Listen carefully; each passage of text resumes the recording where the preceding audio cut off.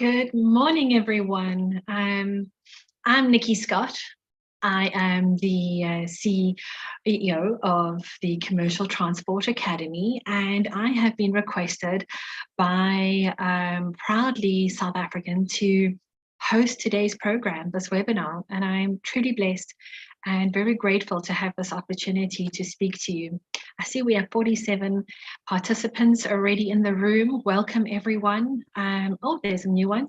I hope you're going to get some inspiration out of today's program and start to see how women are positively impacting on the automotive industry. And it's not, when women impact on industry, it doesn't stay within that industry. It really goes beyond the industry. And we've seen this in so many sectors. So welcome, everyone. Welcome to my amazing ladies that are joining me today in this call.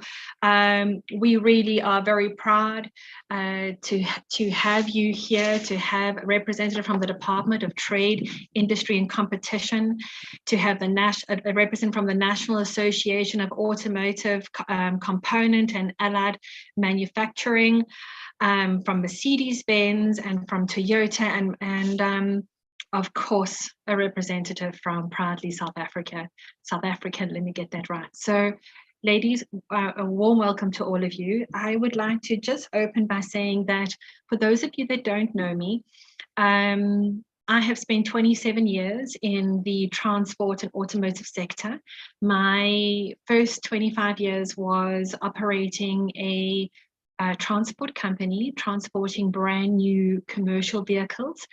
I learned so many valuable lessons during that time and thoroughly enjoyed my time in the industry, my opportunity to impact, influence, and inspire men and women around me. But we were a predominantly female workforce, short of the truck drivers.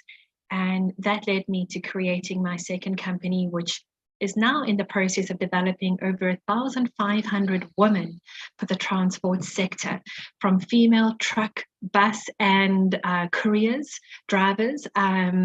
We are developing motorbike drivers for the e-commerce industry.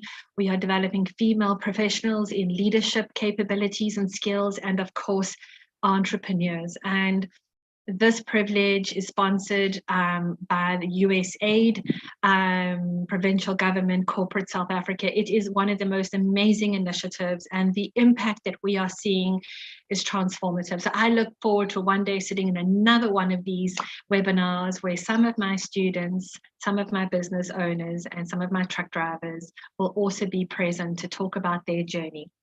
So having said that, now that you know who I am and what I represent and why I was selected to come and speak to you, because my journey in transport has really been around having impact and positive impact to inspire the industry to open its doors for more female participation in the sector. So let's go straight into what Proudly South African is trying to do. And let's not forget that Proudly South African is about buying local and creating local jobs. Janine, I read your bio and I was in awe of what you have done and what you have created. Guys, I mean, Janine's background she has extensive experience in stakeholder relationship, having been a classic business producer, key client service manager, and head of broadcasting at Classic FM. She is passionate about social integration and supporting local business. Janine talks about being an advocate for the unification of people from various backgrounds through creative arts with one common goal, which is togetherness. And I think that is really the spirit of today's conversation. Janine, I'm going to hand over to you because that's exactly what we are looking for industry to open doors and to create this opportunity for women to thrive. So take it away, Janine. Thank you so much, Nikki, and to my fellow panelists. Hello, everybody, and of course to all the attendees of this webinar. It's really an honor to be in the room with you, and thank you so much for taking the time to join us today. And thanks for that warm welcome. And I wasn't expecting that, Nikki. usually we just dive in and talk about the work that we do. So thank you very much for highlighting that. I'm going to jump straight into my presentation.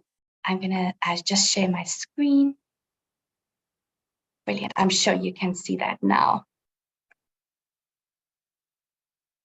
So Proudly South African is the national Buy Local campaign for the country.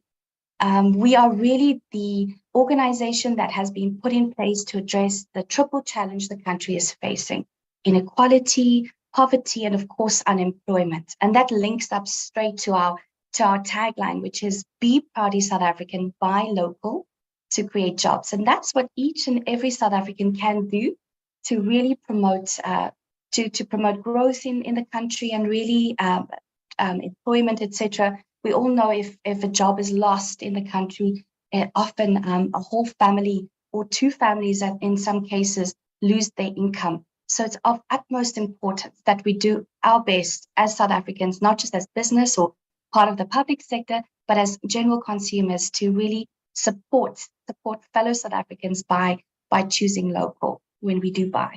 So Proudly South African is not a unique concept to only us. It's really the world over. Developing nations have them, first world countries have them, and we ourselves were modeled off the Australian Made campaign.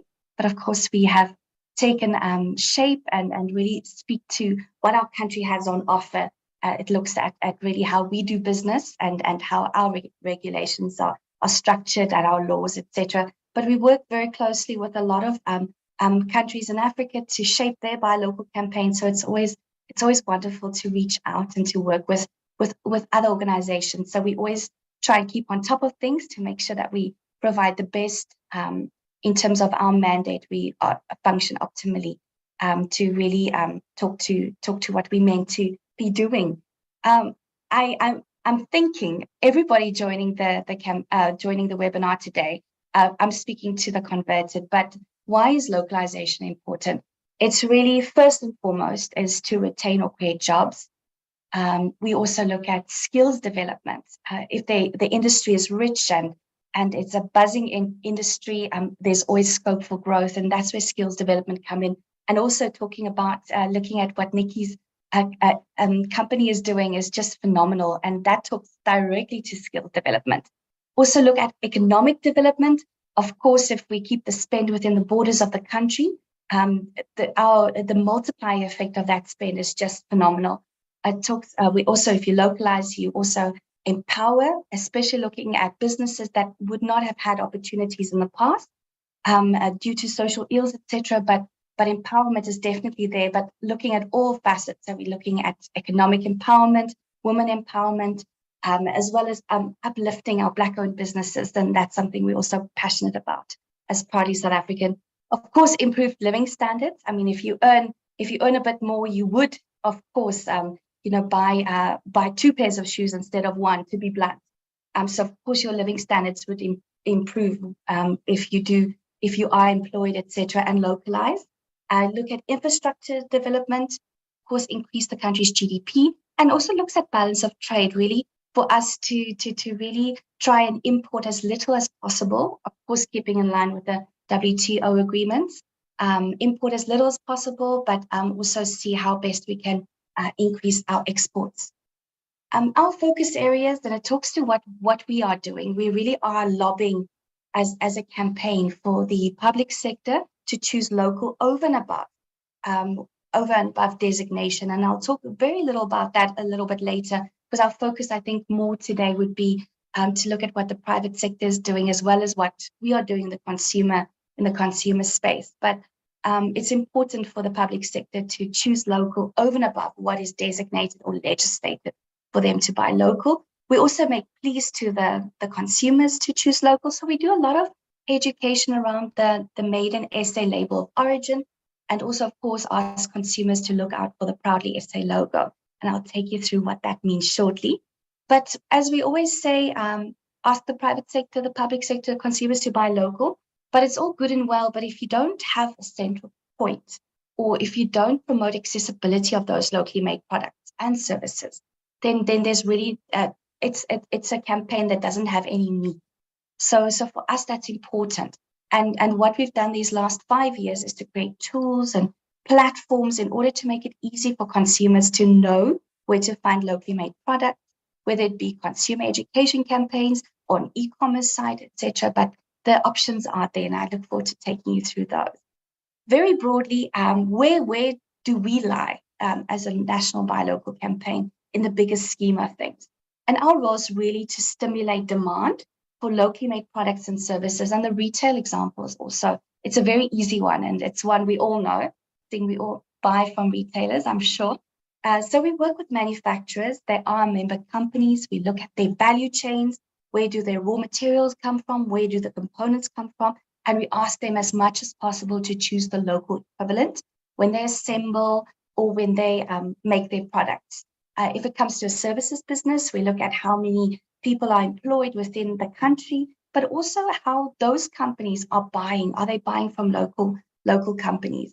And then we work with the retailers. And here it's an interesting, for us, there's a multiplier effect within the retail sector also.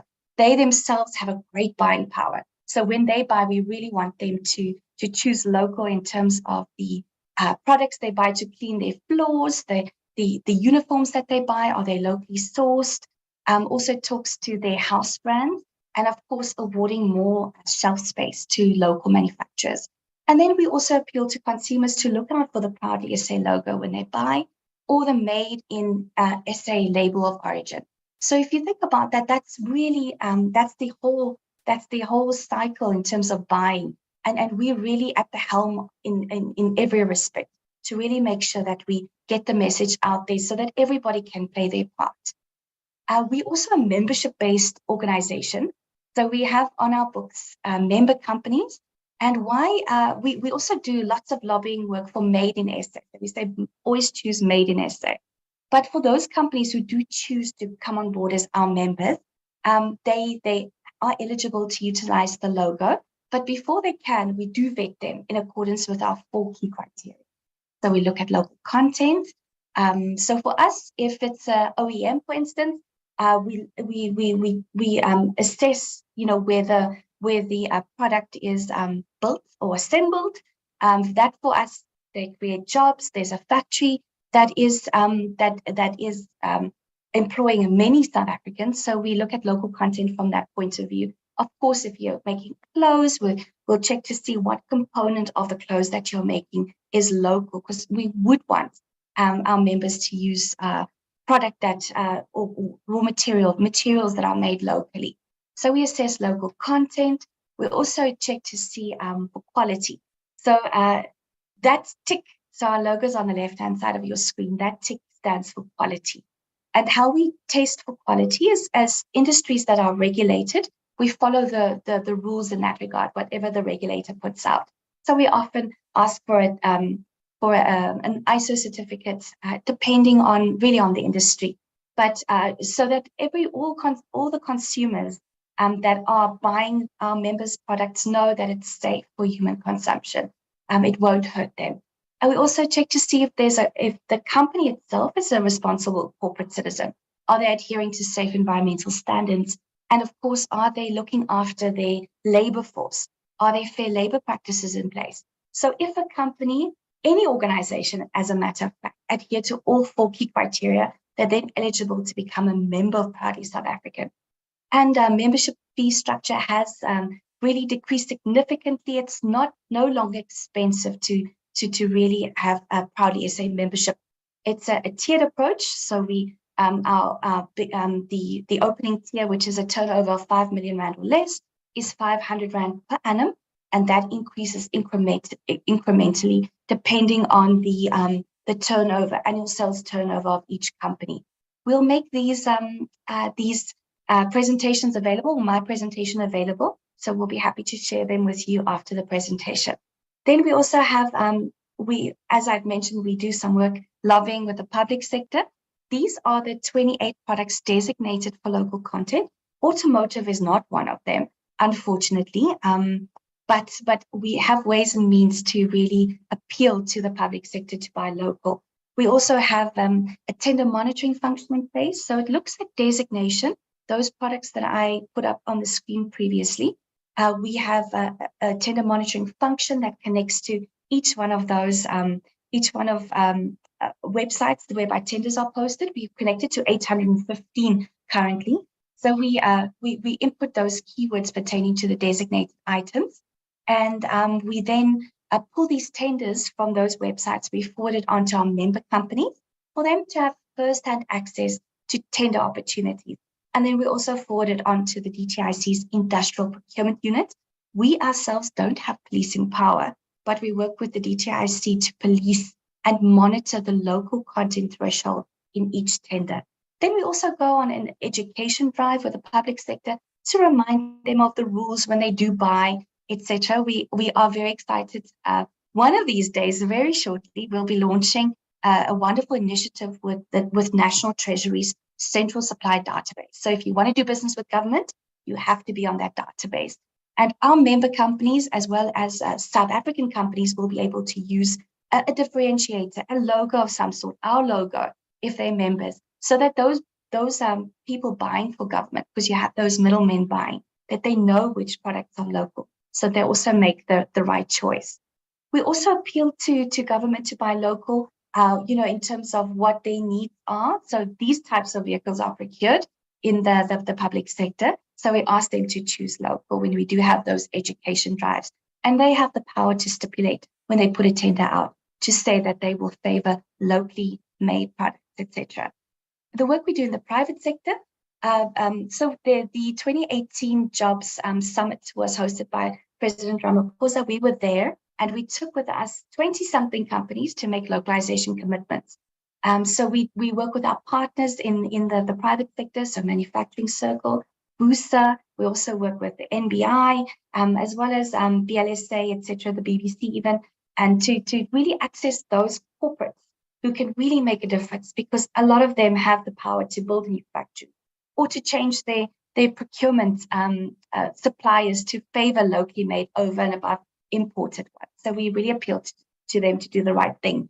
We have, just very briefly, we have built a platform to make this easy. It's called the Market Access Platform. Here we list our member companies as suppliers. We then go to work with, often with associations. We're working very closely with the Franchise Association.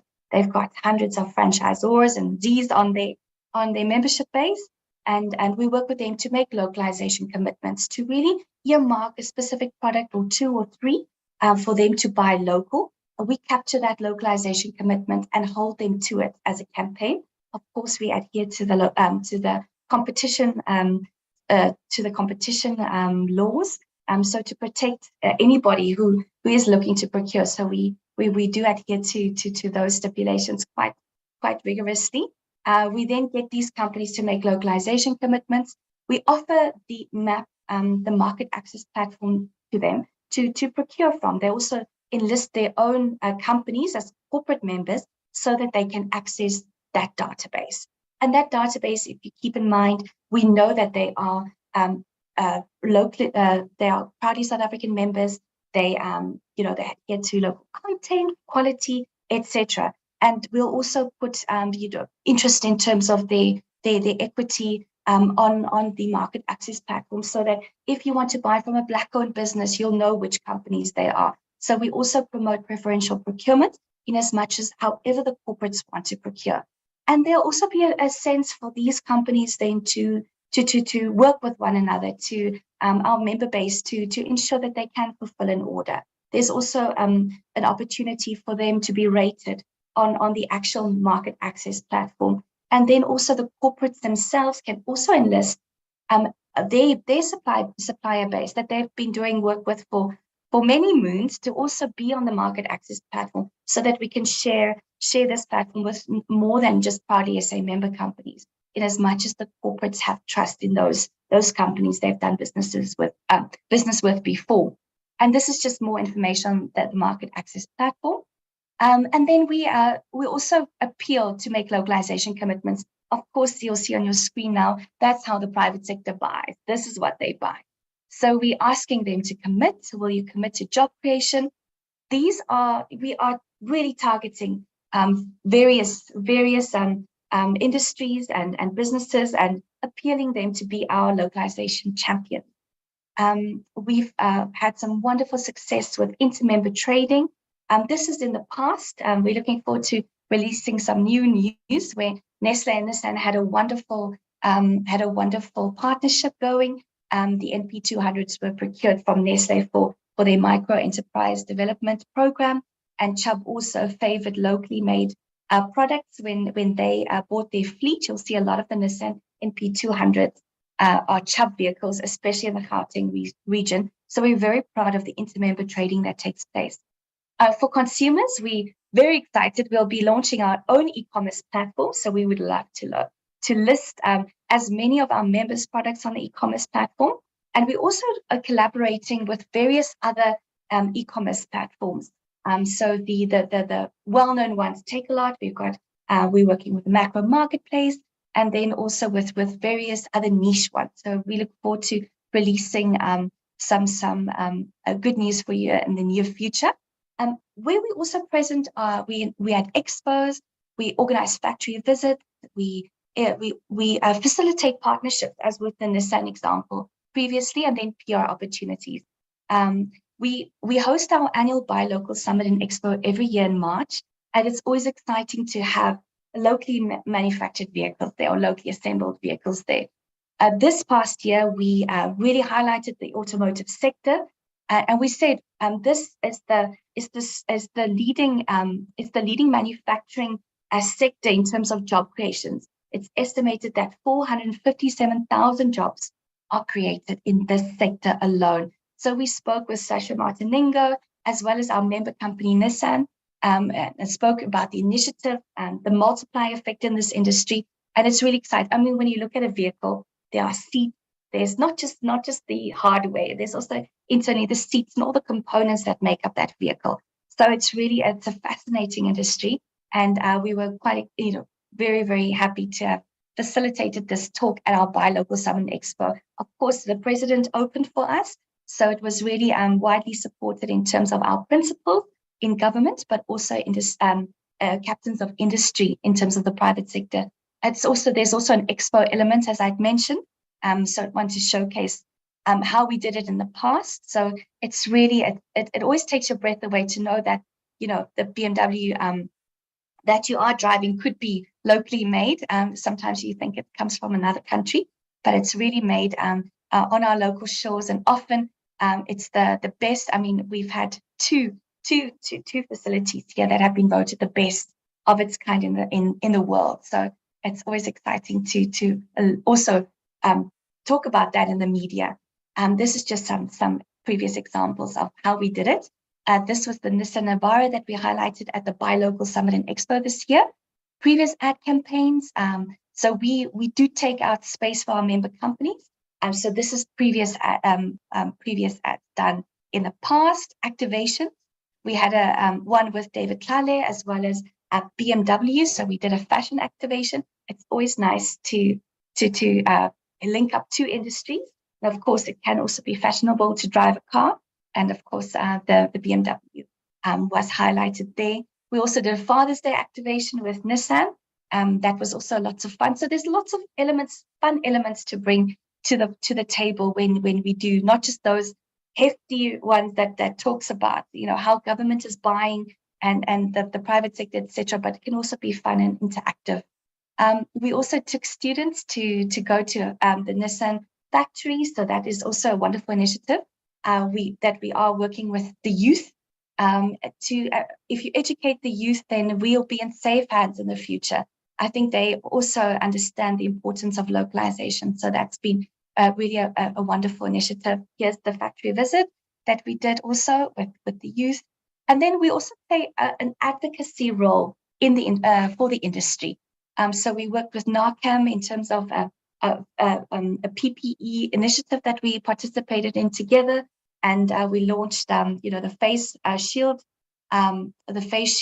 portal on our website, because a lot of the component manufacturers could really change in COVID times, could really come to the party and change and heed to the call for PPE, because they have the capacity to do that. but also you'll see here driving the economy, looking at being the lobbyist or the lobbyist group for the automotive industry. That's what we also do, because we love to tell the stories, and we are really nowhere as a campaign if we don't have those local companies that are really doing the work and initiatives.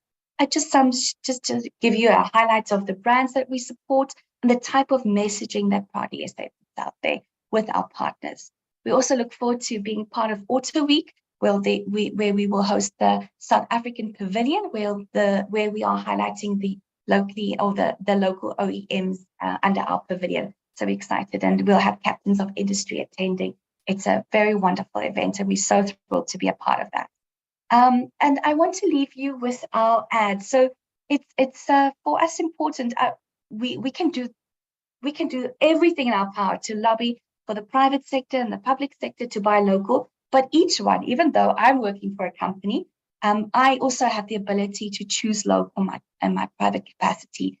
And we did this ad in 2020. It's called Game Time, with our very own Dr. John Carney acting as our president in the ad.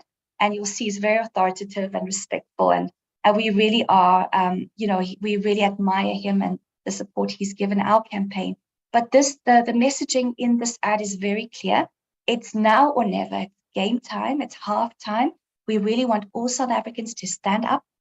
Everybody living in the country must really choose local, because if you choose local, you really choose to create local jobs instead of choosing. If you choose from abroad, you are really creating a job in another country.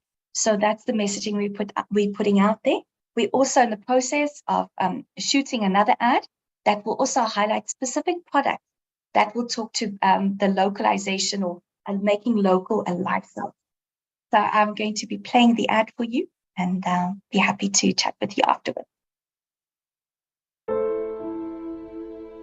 The second half is about to begin. We need to change the scoreboard. It's time for all of us to pause and rethink the game plan in order to save the future. I call on all of us to be game changers, because greatness isn't reserved only for some people. By buying local, we're choosing to create jobs and sustain the ones we have. Time and time again, South Africans have taken destiny into their own hands, creating products that the rest of the world wanted to buy.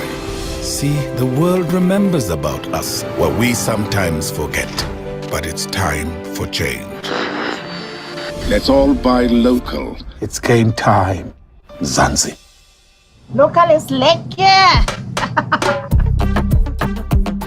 Your everyday decisions shape our future.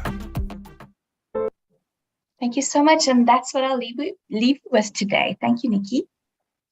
Janine, thank you for that absolutely beautiful, colorful slides. And yes, you have a voice for radio, and you've got this beautiful, smooth voice. I think we could listen to you all morning. Janine, thank you for that. I think instilling the sense of responsibility on all of us, the organizations we represent, but more even so in our personal capacity, take the time, look at the shelves, and make the right choice to support local. I look forward to getting my tick on my brand quite soon, and we are pursuing that. So thank you very much. Right, let's move along. There will be questions and answers at the end. So if anyone's got any questions, please hold them. You're welcome to send them through in the chat, but otherwise hold them for the end. We've got Amo Ladwaba coming on now as a panelist. She is the Senior Regional Manager, Northern Region Toyota South Africa, Toyota South African Motors. Amo she's really done incredibly well, guys. Started in the sector into Toyota South Africa in 2011 and has just really gone through the ranks to where today she not only has her master's in business, she also plays the role as a senior regional manager heading up the northern region. She is the link, and I would love to be that. She's the link between Toyota head office and its vast dealer network, ensuring that dealer operations are optimized to offer the best in-town customer service. Amal, thank you very much for coming on. We're going to have a conversation. You don't have a presentation today, am I correct? No, I don't. Right, so we're just going to have a stunning conversation around you. We know who you work for, so I've already said that.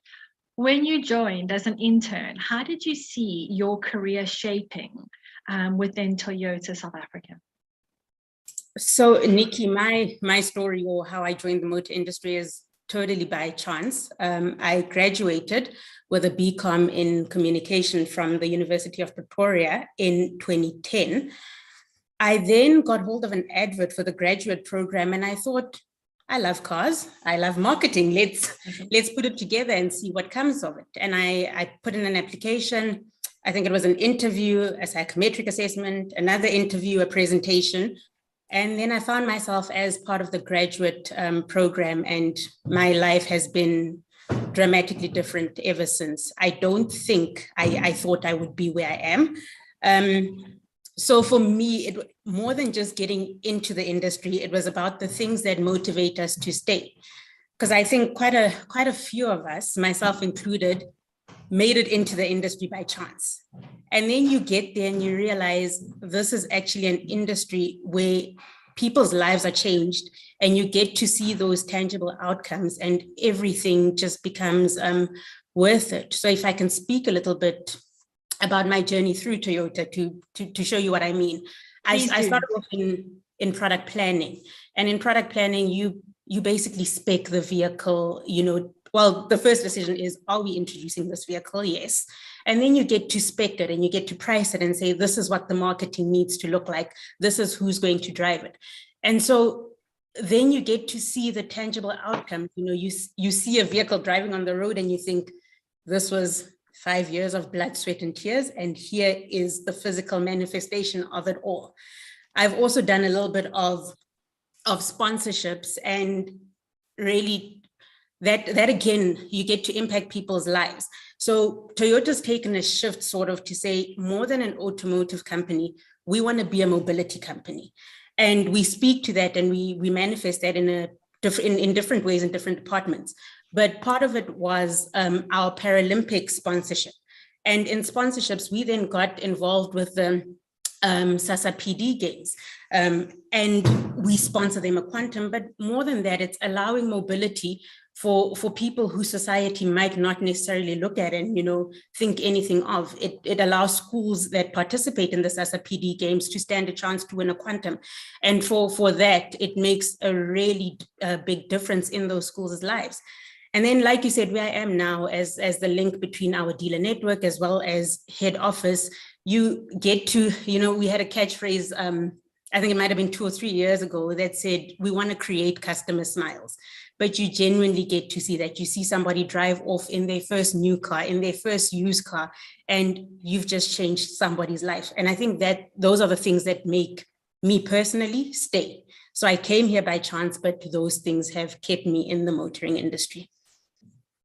It's interesting you say that, Amal. I once spoke to a CEO of a very, very big organization, and he said to me that what he loved most was looking out his window at the car park and watching it grow with little cars as the youth entered the industry and started their first jobs. And that was always generally the first purchase, was that small car, and the reward that he was actually, what he was doing and what he was able to achieve. I absolutely love this. Toyota, more than an automotive company, we want to be a mobility company. That really is a beautiful tagline. Tell me, while you were growing in the organization, did you incur any challenges that you really struggled to overcome, that maybe you had to draw upon a mentor or a coach to assist you to overcome? So I was very fortunate, Nikki, in that, and I speak specifically to the little part of the company that I belong to. I can easily say 60% to 70% at the time of us in that department were female. And at some point, I was a female manager reporting to a female senior manager and a female general manager. But I also realized that this is maybe not the common thread that spans across the industry. But I think for me, the biggest thing, having been in that environment, for me, the biggest thing was imposter syndrome. And it's more about, because we know that traditionally motoring has been male dominated, because we know the narrative, as a woman, as you get promoted, as you begin to shine, you start questioning, do I really deserve to be here? Am I good enough? You know, are the men in the room going to look at me and think I'm good enough? And so for me, the challenge was overcoming that doubt and overcoming that fear and saying, I am good enough. I deserve to be here. And, you know, it manifests differently on different days. On some days, it's the 100% confidence that says, I deserve to be here. And then on some days, it's the confidence to say, hey, I've just discovered something that I don't know, or sitting in a meeting and saying, I don't know what the answer to this, but I'm willing to go and learn it. You know, and once you get over that doubt and that fear, it becomes easier every day to sit in those rooms and become part of the conversation and make your voice heard. I think that's very well said. Emma, did you often experience challenges with female leadership, which we hear coming from women, where women do not support women in corporate? Did you ever have that experience? Nikki, I've seen it happen, but I can honestly not say that it has happened to me personally. And I think, again, we were in a department where sort of all of us had the mindset of, let's grow together. As we move, let's take each other on the journey. And so, you know, I've seen it and I've heard it. But I've found in my experience, more often than not, the universe is conspiring that we all win. And I think sometimes we get caught up in the anecdote and the narrative of negativity, and it's easy to sit and say the world is out to get us all, and so we're not going to do anything. But once we do find those little pockets of people that are willing to make us shine and make us succeed and take us along the journey, we have to be willing to take those journeys with them. That's awesome. Absolutely awesome. And I'm really glad to hear that, because you do hear this challenge come up, and women need to support women. Women need to create opportunities for other women to follow. I think that is our responsibility while we look into these, as you say, this male-dominated environment. I don't know the statistics specifically on the automotive industry. I know more around the transport sector, but we are definitely in a non-traditional space, and we have a wonderful opportunity to make and create impact. Give me an answer to, if you look back at your career, what were the highlights that created a message that you now carry to your junior staff and team that you work with, that you inspire them to think about in their everyday working environment? So we launched, and I want to speak specifically to a model launch because of those in the industry know the blood, sweat, and tears that go into it. But we launched Corolla Cross, I think, towards the end of last year. The planning for that model began, Nikki, in about 2017. And at the time, because of the way the industry is set up, because like I said, my department does not look like the rest of the industry. So yes, there would be times when you sit in a meeting and there are 3-4 females in a room of 20 people, you know, and you already know that you are in the minority. But I think what was beautiful about that time or that point was that I ran point on the product side. I was a female.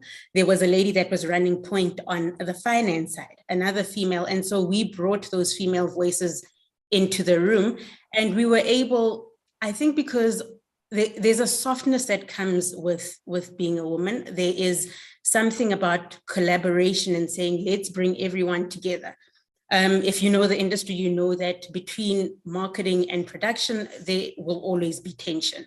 But between the two of us, we always found our way back to each other to say what we're trying to do is bigger than us. It's bigger than our egos. It's bigger than us, you know, shining. Let's get this product launched. And so for me, being in those rooms, being heard in those rooms, but as well finding somebody who can stand with me and support me was the biggest thing I took into my career. And it was at that point, I think subconsciously I'd done it before, but at that point, I really made a decision to say, I don't want to be the only person in the room. I don't want to be the only female in the room. I want other people with me. And so how do I consciously take people on the journey? How do I train my managers to one day sit in that room and be confident in that room? And so that was, I think, the biggest turning point for me those 5 years. That's fantastic. And look, closing out, I mean, we could honestly talk to you forever. You clearly have learned incredible life and business lessons. What are your goals going forward? What do the next couple of years look like for you? The next couple, it's a mixed bag. So my husband, he looks at me every time I open the University of Pretoria website and he says, "You're doing it again." And I'm a lifelong student, Nikki. I love learning. I'm passionate about learning. And so I might do another master's. I'm toying with the idea. But at the same time, I also want to start growing my family and then hopefully get to advance my career in the automotive industry. I think I'm going to be here for a very long time. And so I aspire to be a general manager one day, and who knows, maybe vice president in the near future. Oh, that's fantastic. Do you know, and I want to do my doctorate in women in non-traditional occupations, and I keep talking about it. And I think it was about 2 weeks ago, my husband sat me down, we were at breakfast, and he said, "Nikki, I just want to tell you that if you do that doctorate, it'll be the most selfish thing you do to this family." That's why I laugh when you say that, because it's vanity. You're not in corporate, you don't need it, and to extract yourself from the family for 7 years studying for a doctorate, well, there it is. And I was like, okay, I get it. Well, I would all the very, very best, and we look forward to keeping you on. If you could stay on for some Q&A at the end of the session. Well, thank you. Thank you, Nikki. All right, so moving along, Mpho. Mpho is from the Department of Trade and Industry and Competition. I'm reading out these acronyms only because I had to look them all up when I was reading through the bios, and there's so many acronyms in her bio. So Mpho is a policy analyst, economist with 12 years experience in automotive policy at the Department of Trade, Industry and Competition. She is a member of many committees and plays a role in strategic policy advice, participating in the execution of projects aligned to domestic vehicle manufacturing, capability, capacity, and sustainability. Mpho, I had a look at the MIDP and the APDP, really impressive. I'd love for you to go into a little bit more around that. You've done an amazing job already with your career. Tell us, you're going to take us into a presentation, but you're going to tell us through that presentation, I assume, your successes, your learnings, and your advice to women in the sector.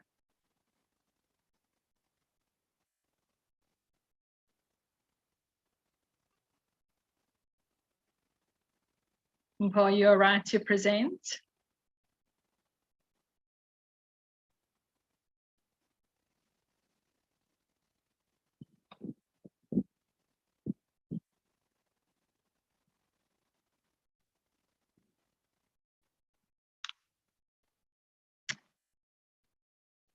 There we go.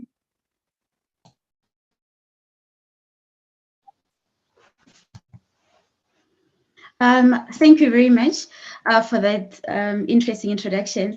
Good morning, ladies and gentlemen, and thank you for the opportunity. My name is Mpho Mafule, as I've been introduced. Can we move to the next slide, please? Sorry, I'm not controlling from my side.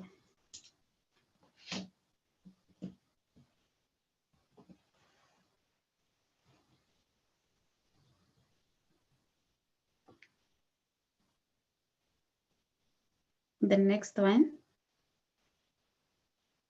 So I work for the Department of Trade, Industry and Competition, which through the leadership of Minister Patel aims to achieve a dynamic, industrial, globally competitive South African economy characterized by meaningful economic transformation, inclusive growth and development, decent employment and equity built on the full potential of all citizens.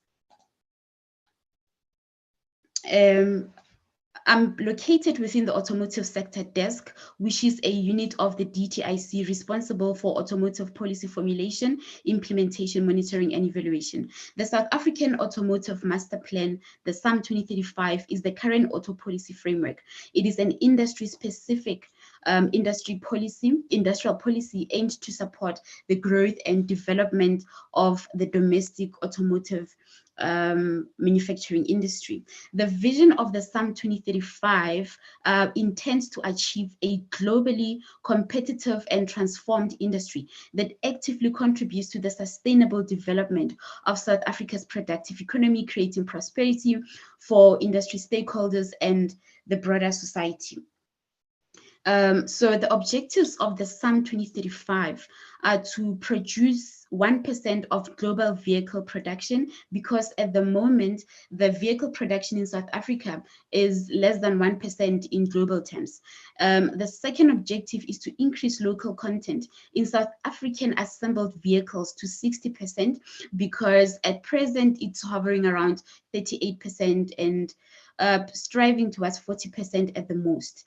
Employment within the industry between vehicle manufacturers and component manufacturers is around, and the retail part of the business of the value chain is around 120,000 people. Now the intention here is by 2035, we want to double employment to 224,000 people. The fourth objective is to improve manufacturing competitiveness levels to that of leading competitor levels. Remember, South Africa, our local auto manufacturing industry is a global player and intertwined into the global automotive supply chain. So we need to up our game. We need to be able to supply the global automotive value chain. We need to be competitive in that regard. We need to be on par with our leading economies that we are supplying our vehicles and components into. The fifth objective is to transform the industry across the value chain in areas of identified opportunity. Transformation has become quite critical. Since 1994, we have been wishing to transform the industry. So the key players, the major OEMs and most of the tier ones are multinational OEMs. We need to transform that. Most of the top management in our industry, they are male dominated. Most of them, pardon me, but they are white. So we need to transform the industry. We need to include more Black suppliers. We need to see transformation within employment, within the manufacturing companies. The sixth objective is to deepen value addition, especially in respect of regional market supply. I took an example from one OEM. So if you look at the total headcount for this OEM, it's around 1,000 people. That's the headcount now, including the Black, female, and youth employment. And only 20.9% of this representation are female. And then when you look at the management headcount between top, senior, and junior, we've got marginal representation in terms of females. So the intentions around transformation and where we aim to go, the intention is to transform, to have more women inclusion. Then back to the South African Automotive Master Plan. The South African Automotive Master Plan also has 6 pillars in addition or in alignment to the objectives. The intention is to implement the master plan and ensure that we achieve what we intend to achieve by 2035. So if you look at the 6 pillars, which is local market optimization, regional market development, localization, infrastructure development, skills development, and technology. We need to encompass all of this as we transition our industry. We live in evolving times. Our auto industry is a a constantly evolving industry. You cannot afford to sleep and take a nap whilst the rest of the industry or the globe is transitioning to new and more advanced ways of doing things. So that is the master plan. You mentioned that I must touch on the APDP. So in order to implement the APDP, we've got an incentive specific program, which is the Automotive Production Development Program. So I've been involved in the review of the Motor Industry Development Program, which has been succeeded by what we call now the APDP2, which, following the implementation of the overarching SAM 2035 policy framework, emanated into the APDP2. Now, in the main, it's an incentive program which comprises of four key elements. The first one is to stabilize import duties at around 20% and 25% for component manufacturers and vehicle manufacturers. The second element is the production incentive, which supports the manufacturing of vehicles and components. It is a duty rebate mechanism type of incentive. The third element is VALA, which is actually similar to the production incentive. However, it's for vehicle assemblers. It allows for duty-free importation of components that are utilized in the vehicle assembling. Then the fourth element is slightly different from the PI and VALA, which import duty rebate mechanism. It is a cash grant that is payable over a 3-year period to both vehicle manufacturers, component manufacturers, actually, as well as tooling manufacturers. So it is a cash grant that repays back or refunds 20% of the investment that the manufacturers within our space are making. Now, if I move on to the next slide, let's touch on my journey, my career and my journey and where it all started. So it all started in 2008. My journey with the DTIC began in 2008 when I got an internship in the automotive sector desk of the DTIC. I was coming from the banking background. At the time, I only had a 4-year economics qualification to my name, even though to date people think I've got an engineering qualification. That's a discussion for another day. I did not have any clue I was clueless about what the auto manufacturing industry was all about, or even the auto policy at that particular point in time. And then in 2011, I was appointed assistant director in the very same unit. So over the past decade, I've been involved in automotive policy development process, the research, the decision-making support, as well as to facilitate conversations between industry and government. I recall that the first meeting I attended in 2008 was the Motor Industry Development Council, which is a quarterly meeting. It comprises of industry, government, and labor. I looked around the boardroom. I found myself being one of the 3 females out of 20 members. And after the meeting, I said to my line manager, it's Mr. Mkhululi Mlota, I said to him, there's something wrong with this picture. What am I missing here? And he laughed and said, well, we are hoping for transformation. Perhaps transformation must start here. But more than a decade later, if you walk into the same council meeting, the representation has completely diversified, wherein 50% of the members are female. So if you ask me what my challenges have been to date, I would say when I started, my age and the years of experience versus those of long-term industry players or experts. To be specific, dealing with white old males, predominantly in the engineering field, who will look down on you as if you're only attending a meeting to take minutes. What are you doing here? And at the time when I started, I looked very tiny, so nobody wanted to take me serious. But then I first learned that I had to open my mouth to be taken serious. And my accomplishment within the industry in respect to the DTIC to date. I've had the great opportunity of participating in the implementation and the review of the motor industry development program, the automotive production development program, and the SAM 2035, which includes industry transformation and localization, amongst other elements. For example, regarding localization, I said I'm the only female. Let me correct that. My next speaker will not be very happy. Sorry, Shivani. So for the longest of time, I was the only female sitting on the OEM Localization Council. The OEM is the Vehicle Assemblers, the OEM Localization Council, which mainly comprises of the OEMs or the vehicle assemblers, heads of purchasing, and other industry execs. But then, being the only female there, and the first time I walked in there is because I had to replace my manager who had just left the DTIC. So luckily he had moved to an exec position within industry, so he was also present at the meeting. But then the first look I got was, okay, who is this? What are you doing here? Then I read the minutes, I read the agenda.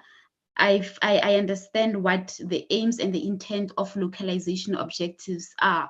So I prepared on contributed to the meeting, and after the meeting, they confidently invited me to the meeting and had no doubt that I can contribute to the meeting and to the localization targets that they are discussing. So I can confidently say that to date, I have a good understanding of auto policies formulation, the implementation thereof, as well as the vehicle and component manufacturing processes. And the lessons that I can share with other women is the brutal truth, or the untold truth, is the auto industry is very tough. The next speaker will also allude to this, is quite tough. As a woman, you will need to work twice as hard. It requires a great level of hard work and determination. You need to be driven, you need to be deliberate about your participation and contribution to the industry, to gain recognition, to step into high-level meetings, but most importantly, to grow your career within the industry. It is not for the faint-hearted. I just have to say that. And then about my future plans. I have recently graduated my MBA, and I'm currently serving notice to take up a manager position within the industry still. Thank you very much for the opportunity.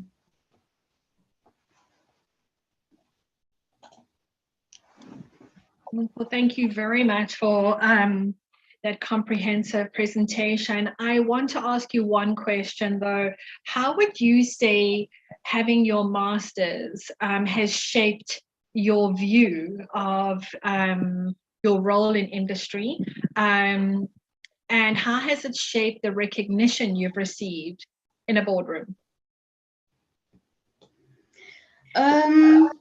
I would say that, so with an MBA, it allows you to think outside the box. It forces you to be a critical thinker, and that is what you need with the industry. I'm involved in several aspects, several projects, sit in several committees, localization, transformation, regional market, you name it. It's quite important that you are able to apply your mind. So my research, my dissertation for my master's, it was around how the electric vehicles will impact the current vehicle production in South Africa, because at the time I had a chat with my manager and I said, but we export the bulk of our production. Now, the bulk of that production is exported to Europe. Europe is fast transitioning to electric vehicles. Yet I know with confidence that South Africa is not ready to manufacture electric vehicles or new energy vehicles. That is a concern for me. And at the time I was looking for a topic for my dissertation. So that was my topic for my dissertation. I've been quite involved in the NEV I've been quite involved in the NEV discussions. I also sit in the Executive Oversight Committee that's chaired by Minister Patel. And the moment we've been having special session on electric vehicles, I've been working very closely with my manager in terms of inputting into the process. We're in the process of developing the NEV, the new energy vehicles roadmap. It has helped me, it forces you to be a critical thinker. You cannot be the same person after getting this qualification. With the industry, it has a lot to do with where I started. When I started, I was clueless. So when I walked into the boardroom, after every meeting, my mentor when I was in my internship was Mr. Mzwake Mbata, and Mr. Mkhululi Mnotha has always been the chief mentor. So I've had to shadow Mr. Mbata. I've had to shadow Mr. Mkhululi Mnotha to meetings. At first glance, it's like, okay, who are you? What are you doing? Okay, are you Mkhululi's PA perhaps? Are you here to take minutes or notes for him? You know, that's been the attitude. But then through the mentoring, the coaching, I did not do it on my own. Through my managers mentoring and coaching, shadowing them, I've learned a lot. I can confidently walk into a boardroom and be able to represent the department. For instance, okay, I don't know if my manager is on call. I hope he doesn't kill me. I call him boss. He doesn't want to be called boss. He can call me in the morning and say, what are you doing? What is your day looking like today? I've got a meeting. I cannot, it seems like I won't be able to make it to that meeting because I've been called into an urgent ministers meeting. This particular meeting, they called me to come and present on the master plan. Can you step in for him? I'll say, sure, boss, no problem. I'll give you an update after this. I'll walk into the meeting, give an update. So over the years, the industry has become, I don't know, accustomed to me. They've long accepted me. They gave up because I was brave enough. I was deliberate enough. I was, they saw that I had the passion, I had the potential. They gave in. So if I don't understand, I will ask them, how does manufacturing work? If I want to understand how an X3 is manufactured, we talk to the CEO, we talk to the plant manager, we organize a site visit, we go spend the day at BMW to understand the production process. That's how I've made it. I collect critical data about the industry. It forces me to understand, to analyze how the industry works, and it also contributes to the policy formulation and development. So on a daily basis, for instance, if you look at the media now, let me think what is trending. The most trending story now on the media will be, you've seen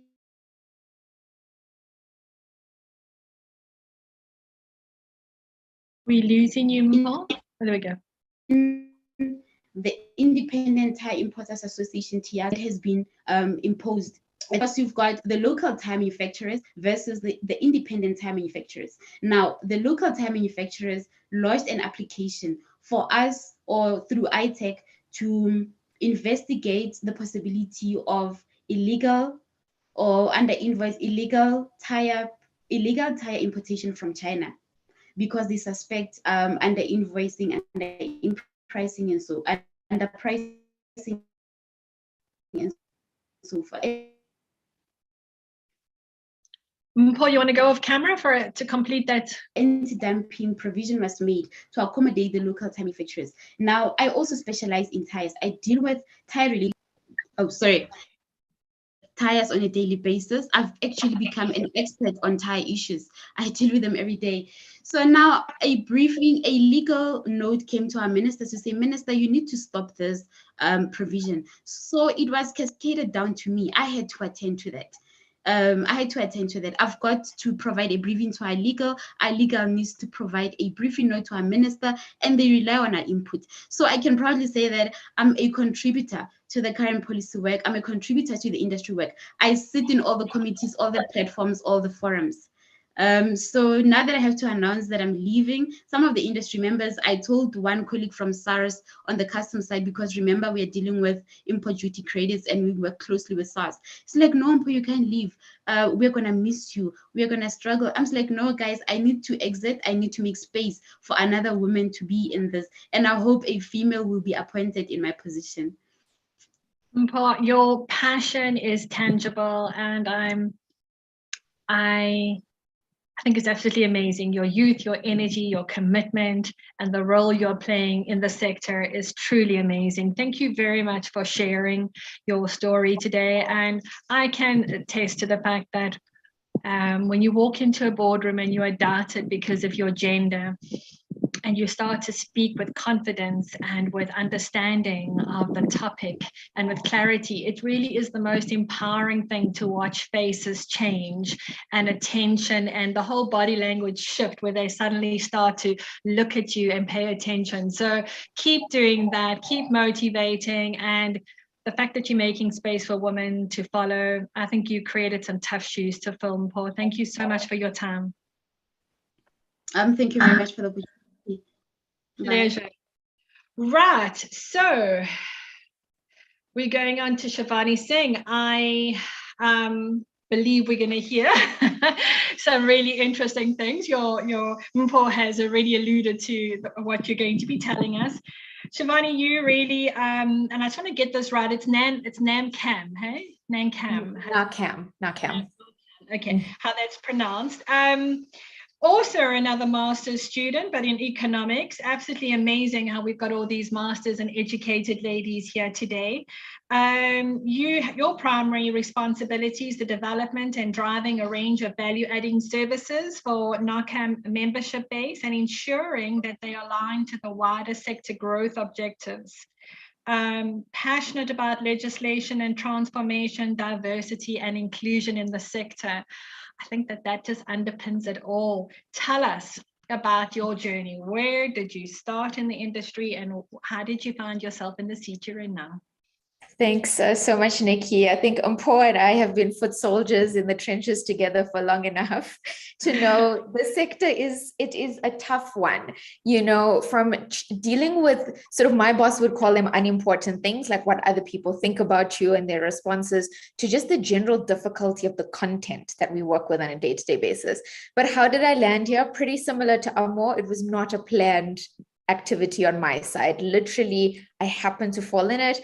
At the time I was working in local government, I worked at the eThekwini municipality, and I used to run a sort of industrial sector support desk. So any kind of manufacturer could come, get support on incentives, access to finance, production optimization. And because I was in Durban, I started to spend a lot of time working with companies that manufacture components that were supplying into Toyota. And I started to realize that it's one of these sectors where some of the challenges at hand are so difficult because we manufacture safety critical components for vehicles that are exported into other markets.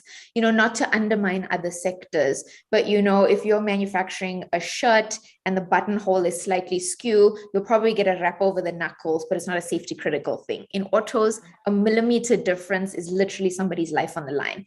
And I started to realize that, there wasn't a coordinated effort to start to support companies in this way. The nature of the companies in the sector, Mpho mentioned, they're big multinationals, embedded, very institutional. It is very difficult for South African companies to sort of break that barrier and sort of play with the big boys, for lack of a better word. So for me, it sort of piqued my interest to say, how has no one figured this out yet? Surely we have enough sectoral brain power with people like Mpho, our OEMs, ourselves, to be able to figure this out. And I kind of sort of fell into it. I started doing some management consulting work in the space, and then I ended up at NACAM. So again, not intentional, but I kind of think the nice thing about falling into it in the space is my leadership has kind of allowed me to decide what's important and not important, to carve out the direction, the content, and the theme. So for me, I've been very intentional to say in every project that I do, diversity and inclusion is the core basis of anything that we do. So we'll talk about some of the projects later, but I mean, I've taken it down to the level of when I've hired my team, and Paul works with my team on a daily basis, they are only women in my team. I've been very intentional about that. It's to prove that they have the knowledge, they have the skill set, but they also have the ability to learn really quickly, because they constantly get sort of chastised for saying, you're young, you're not an engineer, you wouldn't know. And I'm saying, you don't need to be an engineer to solve some of these problems. You just need to be innovative, willing to learn and come up with some ideas. So for me, Nikki, it's about being intentional. It's about just finding your space. And I've sort of had the luxury of being able to carve that out because of the leadership that I have in my organization. Shivani, do you think that having an all-female team, so excluding the other gender, do you think that that in itself is not problematic when we are trying to create an inclusive environment where blended workspaces can start to draw on each other's differences? Or is it that your team has that same opportunity by working with other teams in the organization? I mean, because that's a comment that's going to come up. Why do strong women always want to only create all-female teams? So I think one of my colleagues, Beth, she did some really interesting research about a month ago to just look at the participation of women in the component sector as a whole. And less than 30% of all full-time employees in the sector are actually women. So in the sector, we are severely underrepresented, at an individual company level. So as an organization, we took a really intentional route to say, if we represent 150 odd tier ones, we need to try and help even out that balance, right? So we took a very intentional approach to do this. My team, we go into meetings, as Mpho will tell you, we are often the only woman there. Mpho and I are often the only women that are in the meeting. We're often only the only people of color in those meetings as well.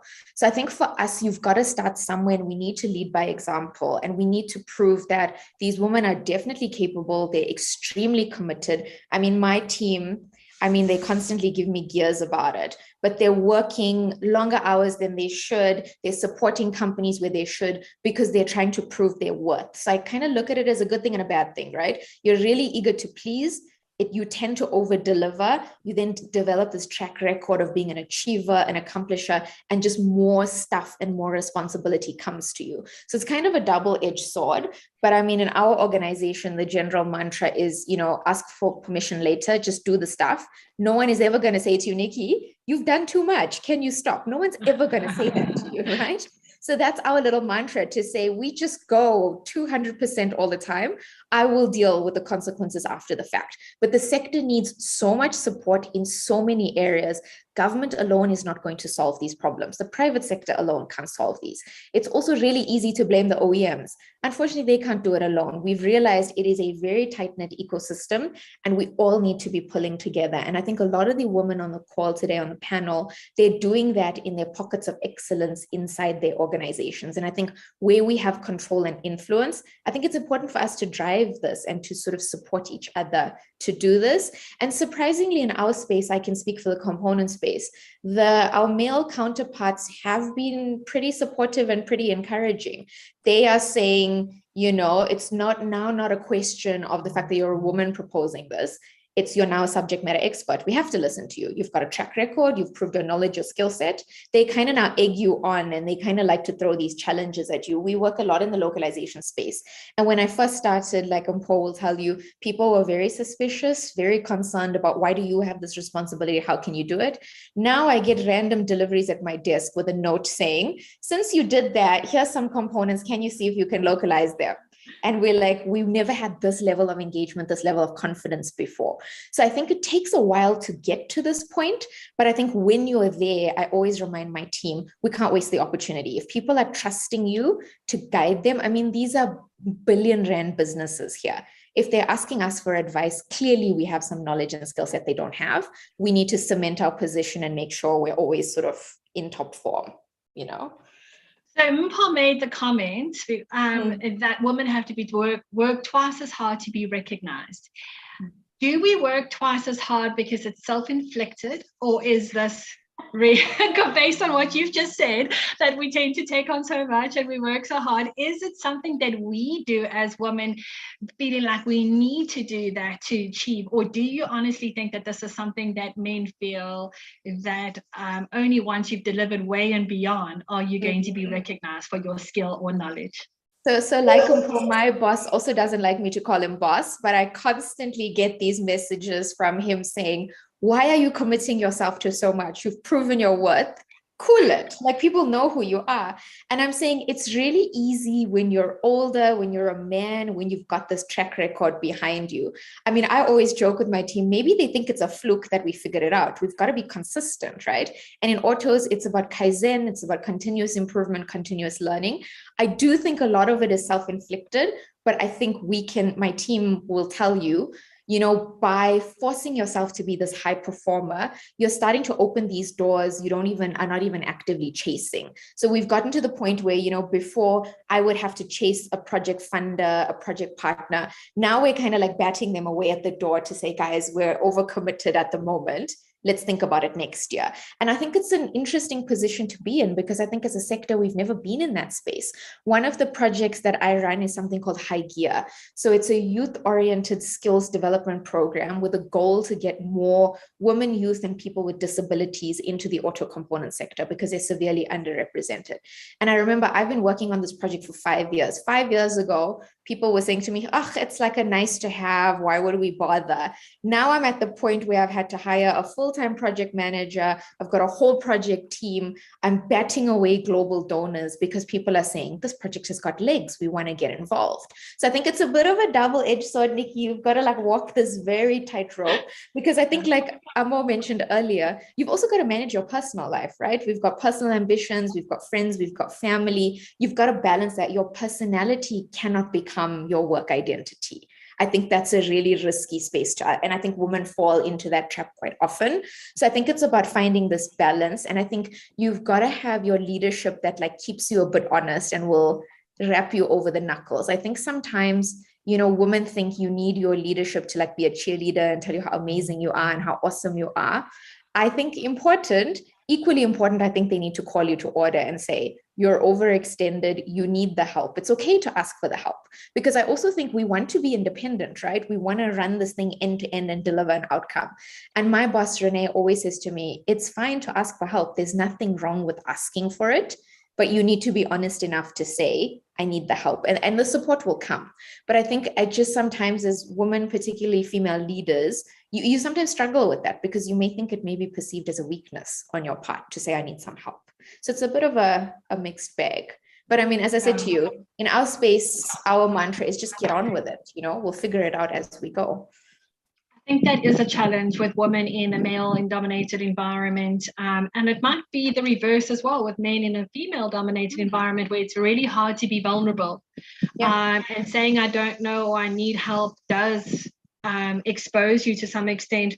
You know, when you talk in all three of the conversations we've already had, we talk about having landed in these positions, but I don't think it's as erratic as that. I think, you know, at a universal level, you've all been perfectly planted in the environments that you're in to impact and to evoke this change in not just in terms of how gender is perceived, but how the industry, and in this incredible project you're working with, and how the industry will start to channel its resources. So well done on that. Closing off, because I mean 15 minutes go so fast. Tell me, what is your message to women? What would you like to say to them that are considering this sector? We know it's tough, we know it's hard, there are many that are like that, but I mean, what is the emotion that you think of when you go home at night and you put your head on a pillow? Is it pride? Can all that hard work just evoke an incredible amount of positive emotion? I think, Nikki, I mean, it's a mixed bag, right? There's some days where you go home and I ask my partner, why have I chosen this path in life? I could have picked an easier sector. You know, why is it? But he always says to me, you know, one bad day is not a summation of an entire career in the sector.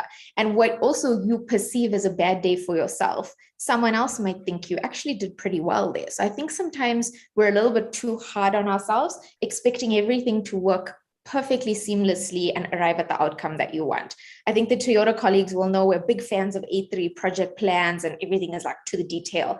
And unfortunately, life is not like that. We've learned this year, right? We've had flooding in Durban, we've had load shedding, we've had challenges in the general macroeconomic environment. Nothing is going to go according to plan. So for me, you know, I have a little basket of mentors. They're all very senior executives in component companies. And I mean, some of them, one of them, I mean, he's a CEO of a JSE listed company that makes components. And I say to him, I'm like, how do you have the confidence to rock up at the office the next day? And he says, if I don't, who will? That's his response. He's like, you've got to do it. You've taken on the challenge. You've put your hand up and say, I want to do it. You need to start to develop this resilience. And he says to me, you know, it's like, I mean, we work with men, so there's lots of golf and football and tennis analogies all the time, Formula One. He's like, you know, your greatest athletes don't have a perfect game every time. Why do you expect yourself to win every time? It's not a likely outcome. It just doesn't work that way. But what you need to do, so they are huge golfers in the sector.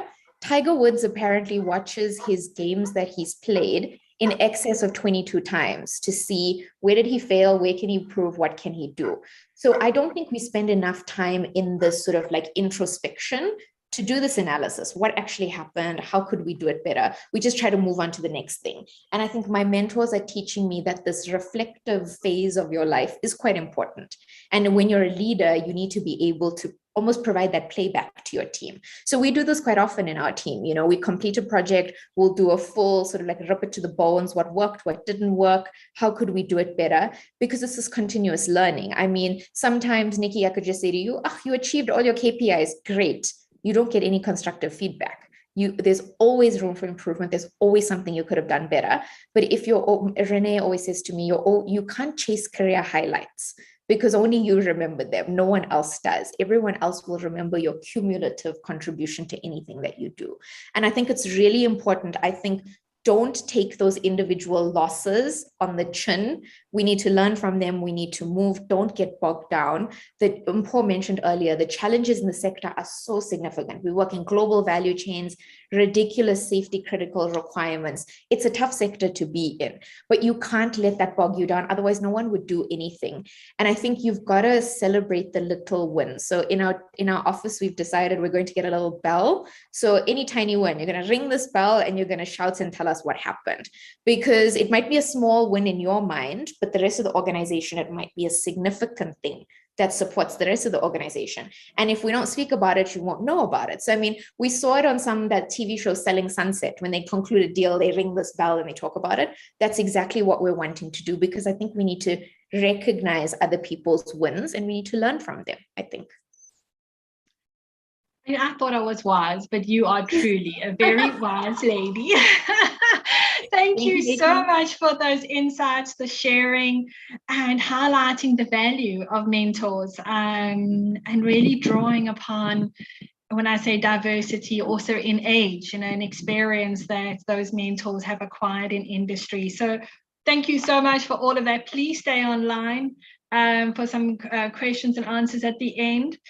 So our next speaker couldn't make it today, so I have 5 minutes just to chat to you a bit more about my project before we go into the next speaker. So I mentioned to you that we are developing women for the transport sector, and when I kicked off with this project, it is funded by USAID South Africa to the tune of $3 million, an incredible injection into a sector that has less than 18% female representation and around 1.1% female representation as truck and bus drivers.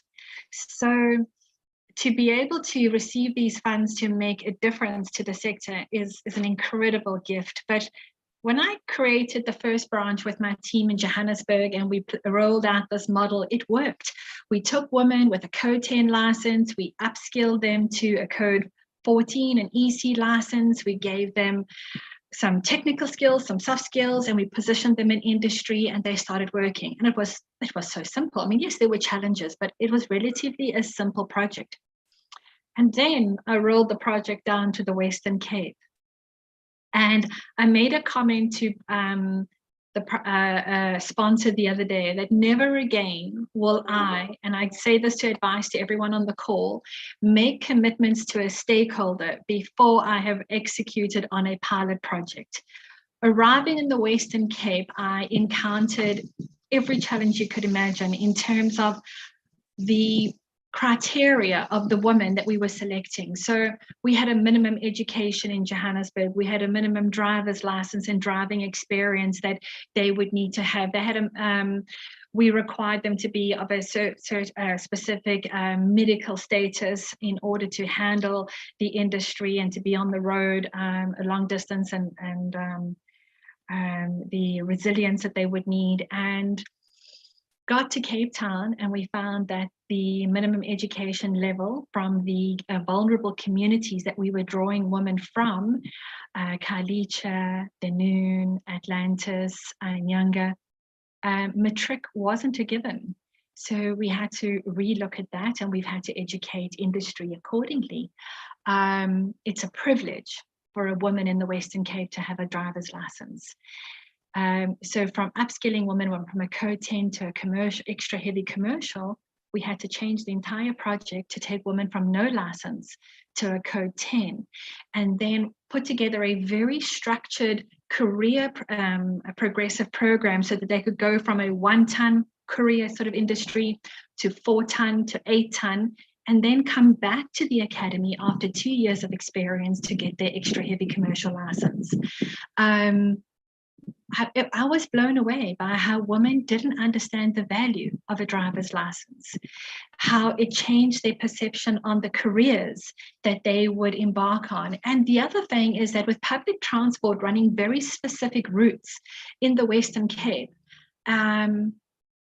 these many women can only work in suburbs where there were public transport. So I just tell you the learnings that we had to, and the lessons and the challenges we had to overcome to bring about a model that would be sustainable. We have now developed 87 women in Cape Town. It's absolutely amazing to see these, when they got their license, they cried. It was an incredible experience to see how these adult women had done something for themselves, and how being empowered with a license, because it's a hell of a challenge getting a commercial license, being empowered with a license can change your mindset, can change your self-confidence, can even to the point of your self-image and your perception of yourself.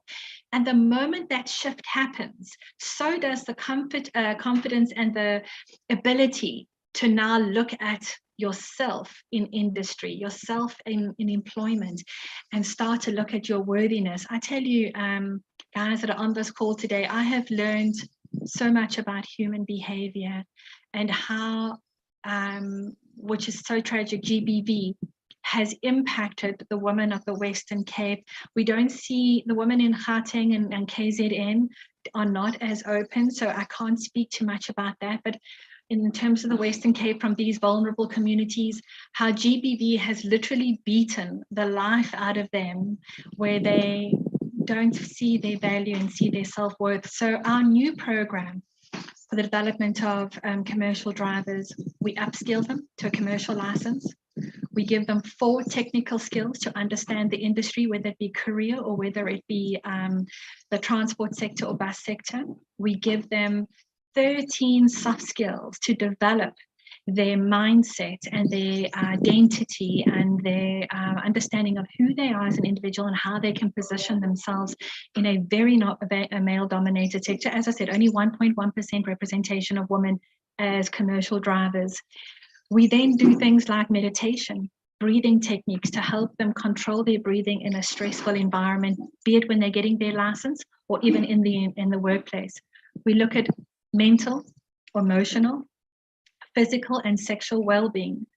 And all of this is done over 6 months, so that when these ladies enter the workplace and they look back on the 6 months of transition and knowledge that they have gained, they all say that they cannot believe the impact of of just being aware, and the fact that we've been able to get industry that would previously only accept someone with a matric certificate to now accept somebody with a grade 10 and a grade 11, based on the program that we are running and the additional learnings that we've been able to implement to extend this program. So finishing off, I ask everyone, all 111 of you on the call, if you are in a position to help us with the next step, which is the 6 months workplace hosting. Johannesburg has achieved an amazing 85% retention of the over 150 women that we've developed up here. There are 85% of them in their workplace, and they're impacting on industry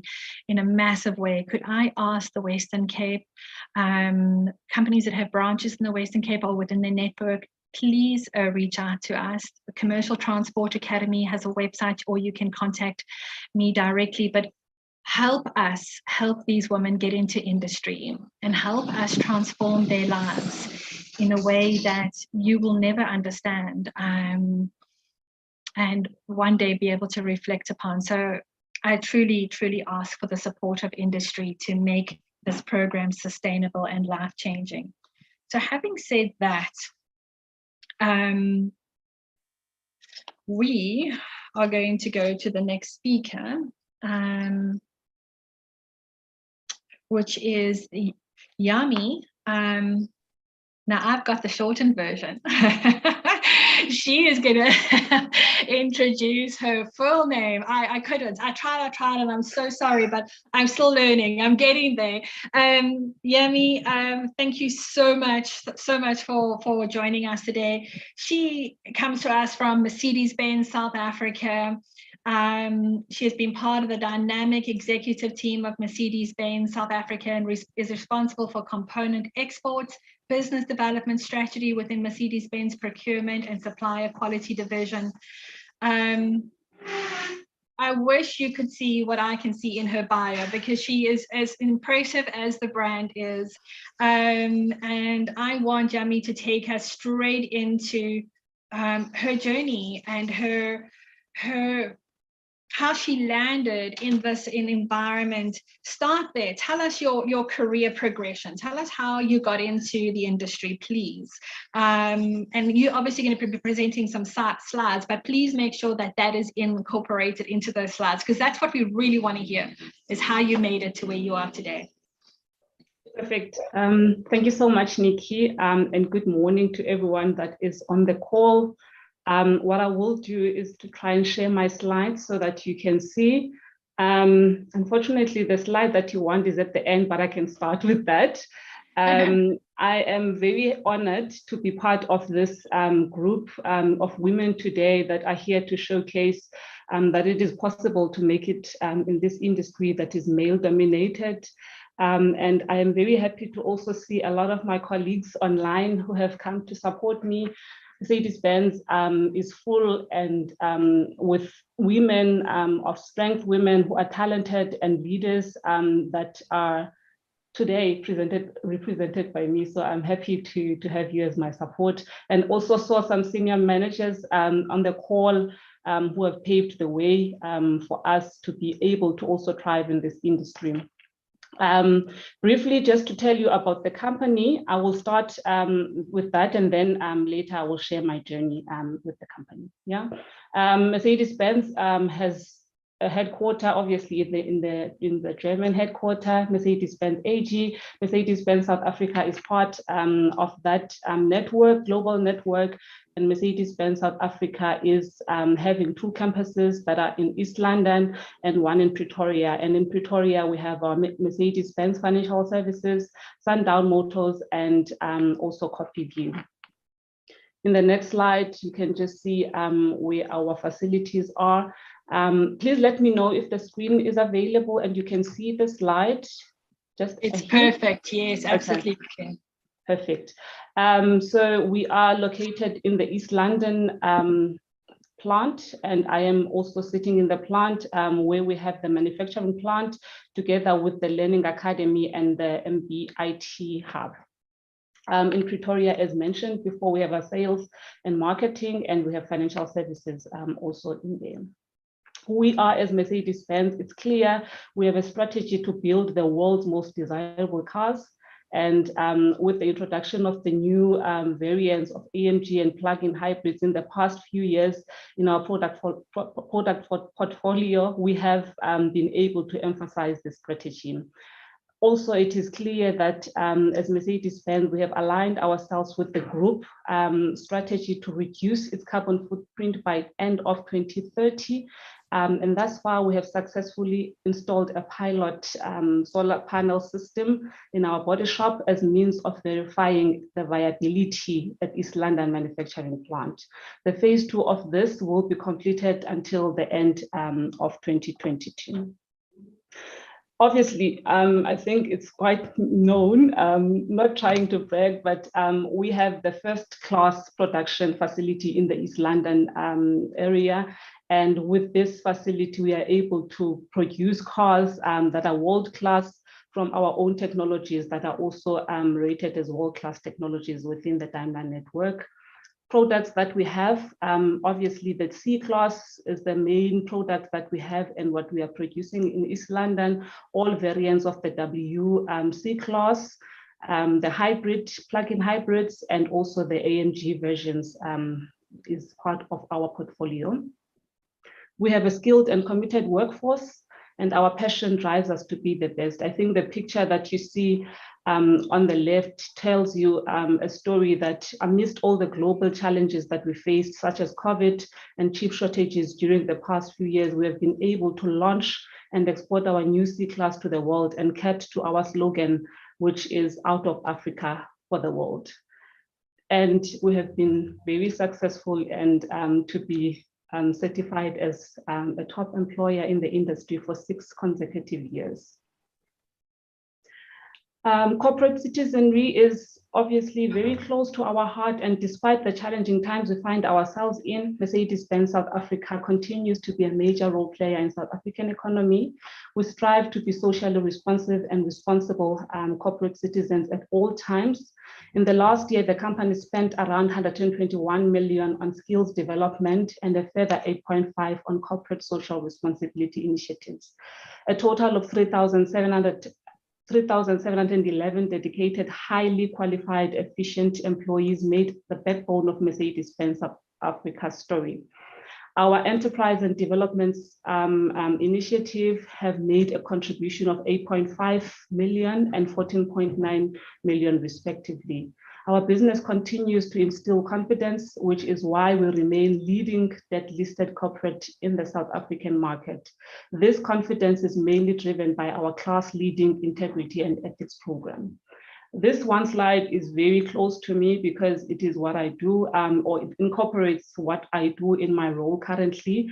We are elated to have achieved the level 2 BBBE contributor status, with preferential procurement and YES initiatives having been the main levers. So in my area at the moment, I'm responsible for steering the local supplier compliance with the BBBE regulation. I'm also responsible to ensure that the ESD initiatives that we have in the plant are successful, to develop local entrepreneurs, and some of our very own employees or colleagues have been able to be beneficiaries of this program, and they are now successful owners, business owners, and are suppliers to MBSA.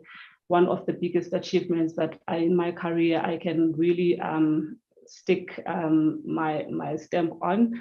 And also being part of the team that drives the access to market requirements for the AITF fund, which is the Automotive Industry Transformation Fund. Now, looking closely at my journey personally, I was born in Willowvale, which is a small city or small town in the Old Transkei within the Eastern Cape area. Matriculated in Gofimvaba Senior Secondary School in 2004, 2005 to 2009. I spent this time at the University of Fort Hare, completing my studies, where I completed BCom honors degree. And actually, if I hear the other speakers that have been speaking today, I think I can relate to what they say in terms of having landed somehow without maybe being intentional in my education life that I would be at Mercedes-Benz. I did do BCom honors in financial markets, and I thought at some stage I would be on the stock market and trading and making a lot of money. I am making nice money here at Mercedes-Benz, and I'm happy to be part of this team. Yeah, so I began my career as an in-service student in service training in finance. And the minute I walked, I think at the gates of this company, I knew exactly that this is where I want to be. Forget what I studied, forget what my intentions were in the past, but as soon as I walked in, the culture of excellence, the passion on the people,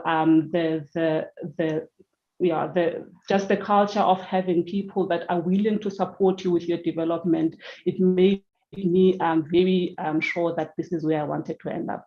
So in 2014, I started in the graduate trainee program, and this program, I can really say it was one of the biggest achievements or one of the biggest levers that helped me in my leadership development. A lot of opportunities for you to get acquainted with what leadership and what the culture of the company is about.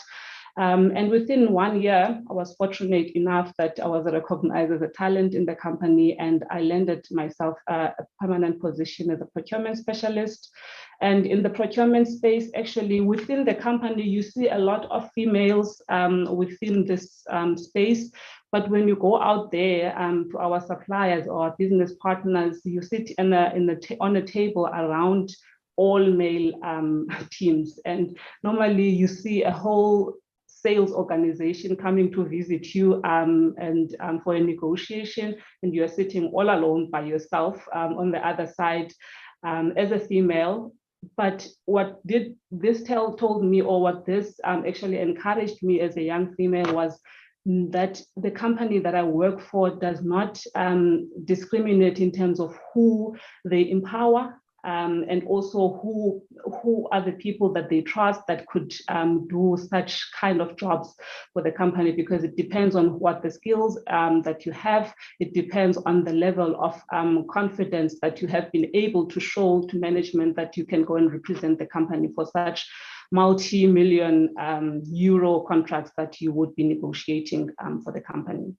In 2018, after my maternity leave of my third child, I was promoted as a manager for procurement and exports, being responsible for local suppliers that are localized in South Africa, multinationals and local.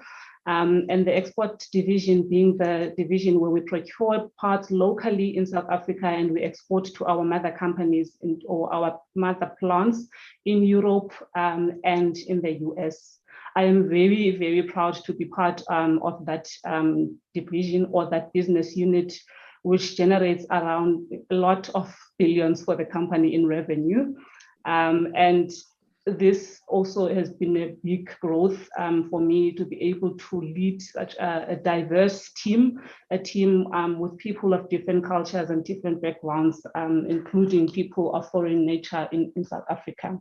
And within also my role, I am responsible for the development and business strategy, business development for this unit, for the plant, and also in terms of the strategy for going forward in terms of where we want to be as the business in the future. If I can just say the top lessons that I have learned in my career, or what has helped me to be where I am today, is that I was able to define immediately, as I said, when I came into this company, I was able to define what my goal was. Defining the goal is not enough if it's just to define it and not be clear about where you want to be. And actually being clear about where you want to be is also, it also goes with chasing that dream. Yeah, chasing it means you are in every step that you are taking very intentional, that at the end, this is where I want to end. And keeping that to yourself doesn't help, because you need people to help you along with that. So I have been very, as I said, I've been very fortunate to have supporting management, not only from my division, but from the plant as well. Being consistent as a woman, I think the other women also said being consistent is very important, because the person that you might have seen today is not the same person that you will sit with in the next meeting, and the 100% or 110% performance that you want to bring in this meeting is the same as the next meeting. And then people, if they are talking about you, but because I mean, it's clear when we have leadership rounds, and there would be also performance ratings, people talk about you, management talks about you. So you need to bring a consistent performance throughout. And it's not about being a woman, but it's actually being about intentional, as I said, again, about your goal, and being showing that you really are driven and you're a person that wants to be where you want, what your goal has, you have defined. Yeah. Being self-reflective, I think it was also touched by another speaker, that sometimes we focus so much on the negative things that other people say, and we fail to sit down and reflect after you have completed a project, reflect, what have I done well on this project? What could I have done better? And how can I improve in the future in order to ensure that I bring my best A game again? So I think that is very important, and it has helped me a lot. I'm a very self-critical person, and I think after this webinar as well, I am very much sure that I will spend at least 10 minutes reflecting on how this has gone right and how it could have gone better. The last one, not the least, being authentic. Yeah, stay true to who you are. Know what your strengths are, work on your weaknesses, and do not try to copy other people, because that doesn't help. There's a Xhosa saying that because this doesn't help. Using someone else's crown and claiming it to be yours will not help you, but it will only actually bring a lot of uncertainty about your genuinity and also how you are as a person. So I think, as I said on my title, my journey at Mercedes-Benz has been 7 to 8 years so far, and I feel it has only just started. I have very big plans to make it to the next levels in the company, but not only about making it to next levels, but to grow within the company, understanding how the business works from all different side of the business. And I think I have a great support with our leadership and the embracing of women in our organizations at the moment. I think it's at a level that maybe hasn't been in the past 10 years. And I'm very fortunate then to be part of the people that will be making or crafting their parts or their leadership journeys throughout in this next coming years. I'm also planning to do my MBA, and I have been planning that, and now that I'm done with the kids, I'm planning to start with that, and yeah, and let's see what the future holds. Thank you.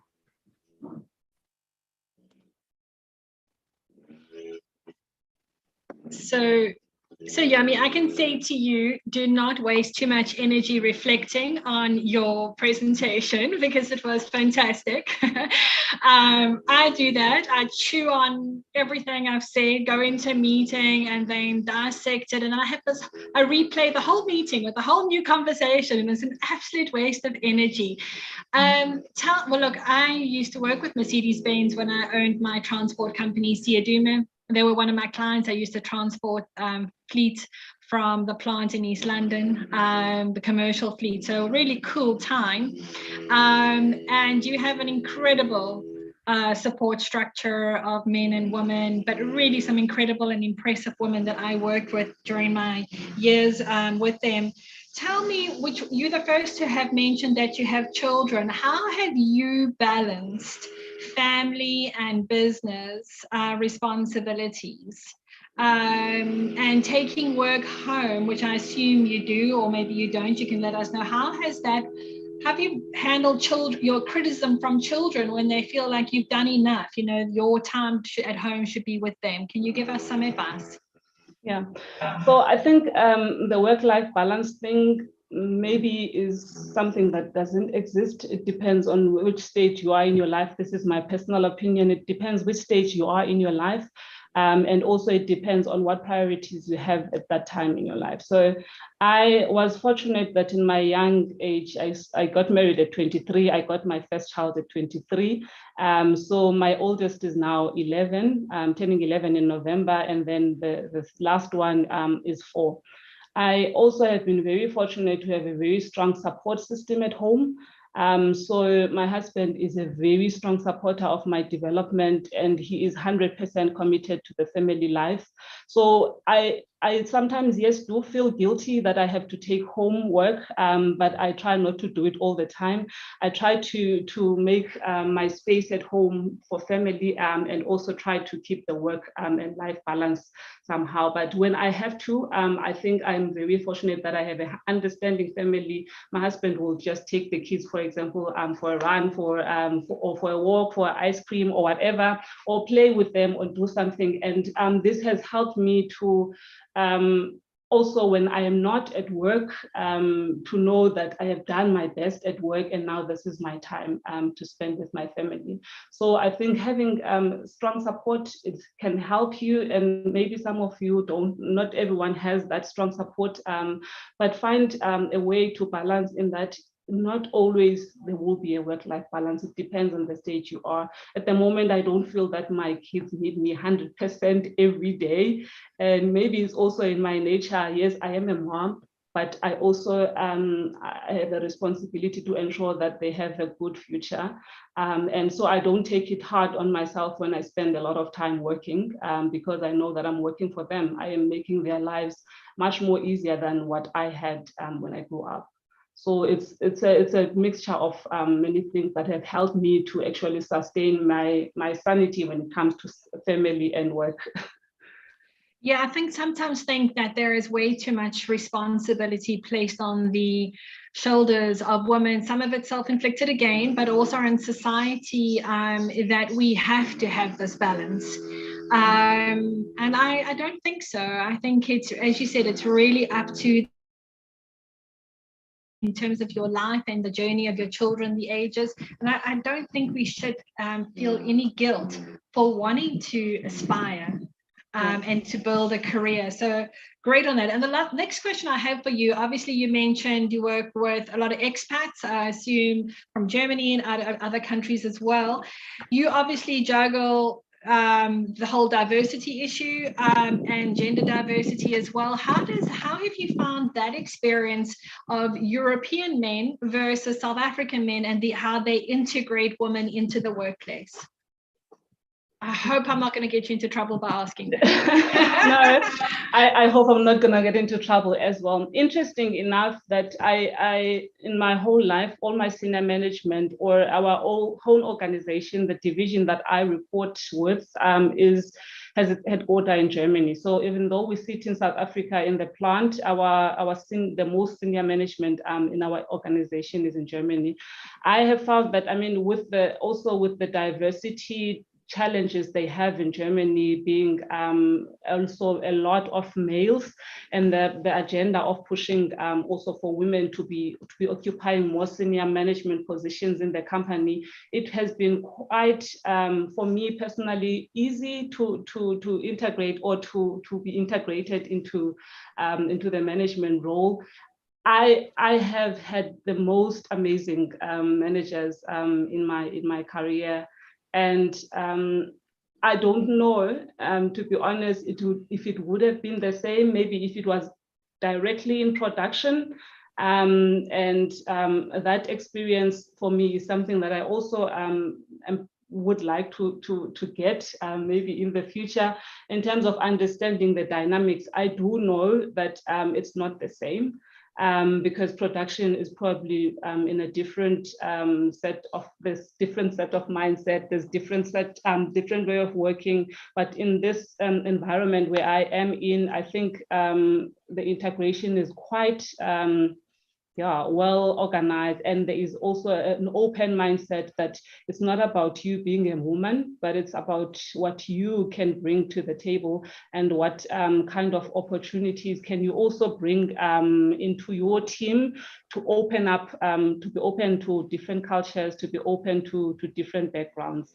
So yeah, I think it's a mix. It depends, and also it's something I think our male counterparts still need to learn, that we are here, and therefore this may be taking time in some different parts of the plant or different parts of the organization. But to be honest, I don't have that experience at the moment.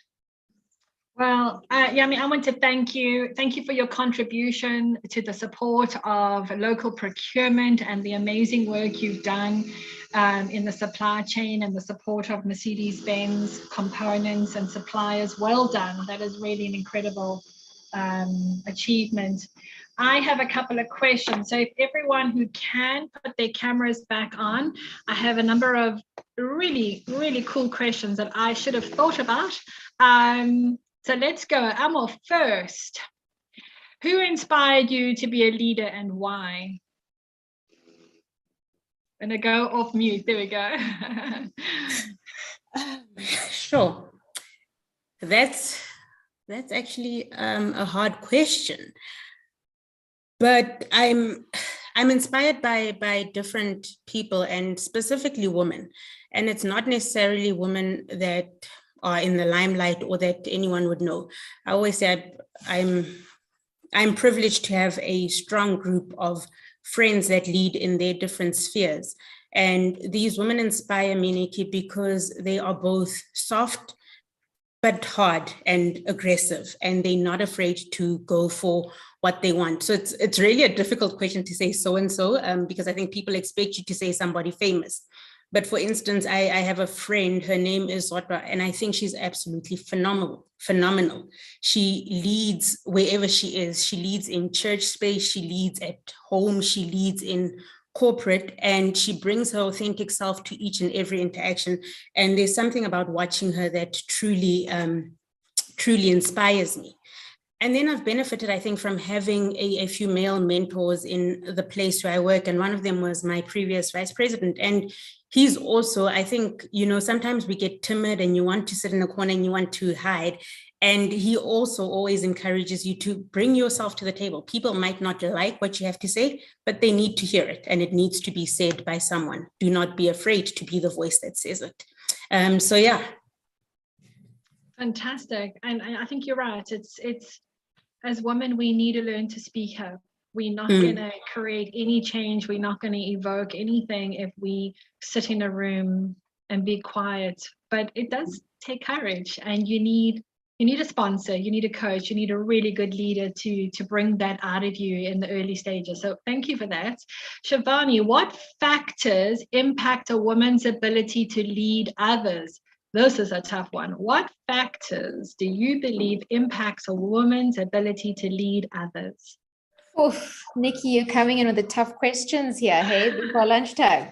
But I think I think it's a combination of things. But for me, sort of in the space that I work in, I think the number one thing that's going to sort of determine this is the level of empathy you have towards your team. Because I think it's really difficult to sort of try to lead and be harsh and be rigid if you can't understand where an individual comes from, their personal background, their context. My boss always says to me, people don't behave in the way that you expect them to behave. And that's because you don't understand their sort of backstory and the challenges that they lead. And I think as women in other facets of our life, I think Amo mentioned it earlier, in your group of friends, in your social circles, you tend to be very empathetic, very understanding. You can understand dynamics at a different level. But in work, we tend to forget that a little bit. And I think that's probably the superpower that we have over men. And I don't think that we use it enough. Because, sometimes I think male leaders think I get accused of it all the time. You're too emotional. And I'm saying, what does it mean? We're passionate. We have to be passionate. I'm emotional because it means something to me. But I think our ability to lead with empathy is something that men usually don't have. And for me, I think it's something that we probably need to cultivate more in our sort of next group of female leaders. To say it's your superpower, use it. It's a superpower, most definitely. Thank you for that. Okay, so Mpho, come back on screen for us.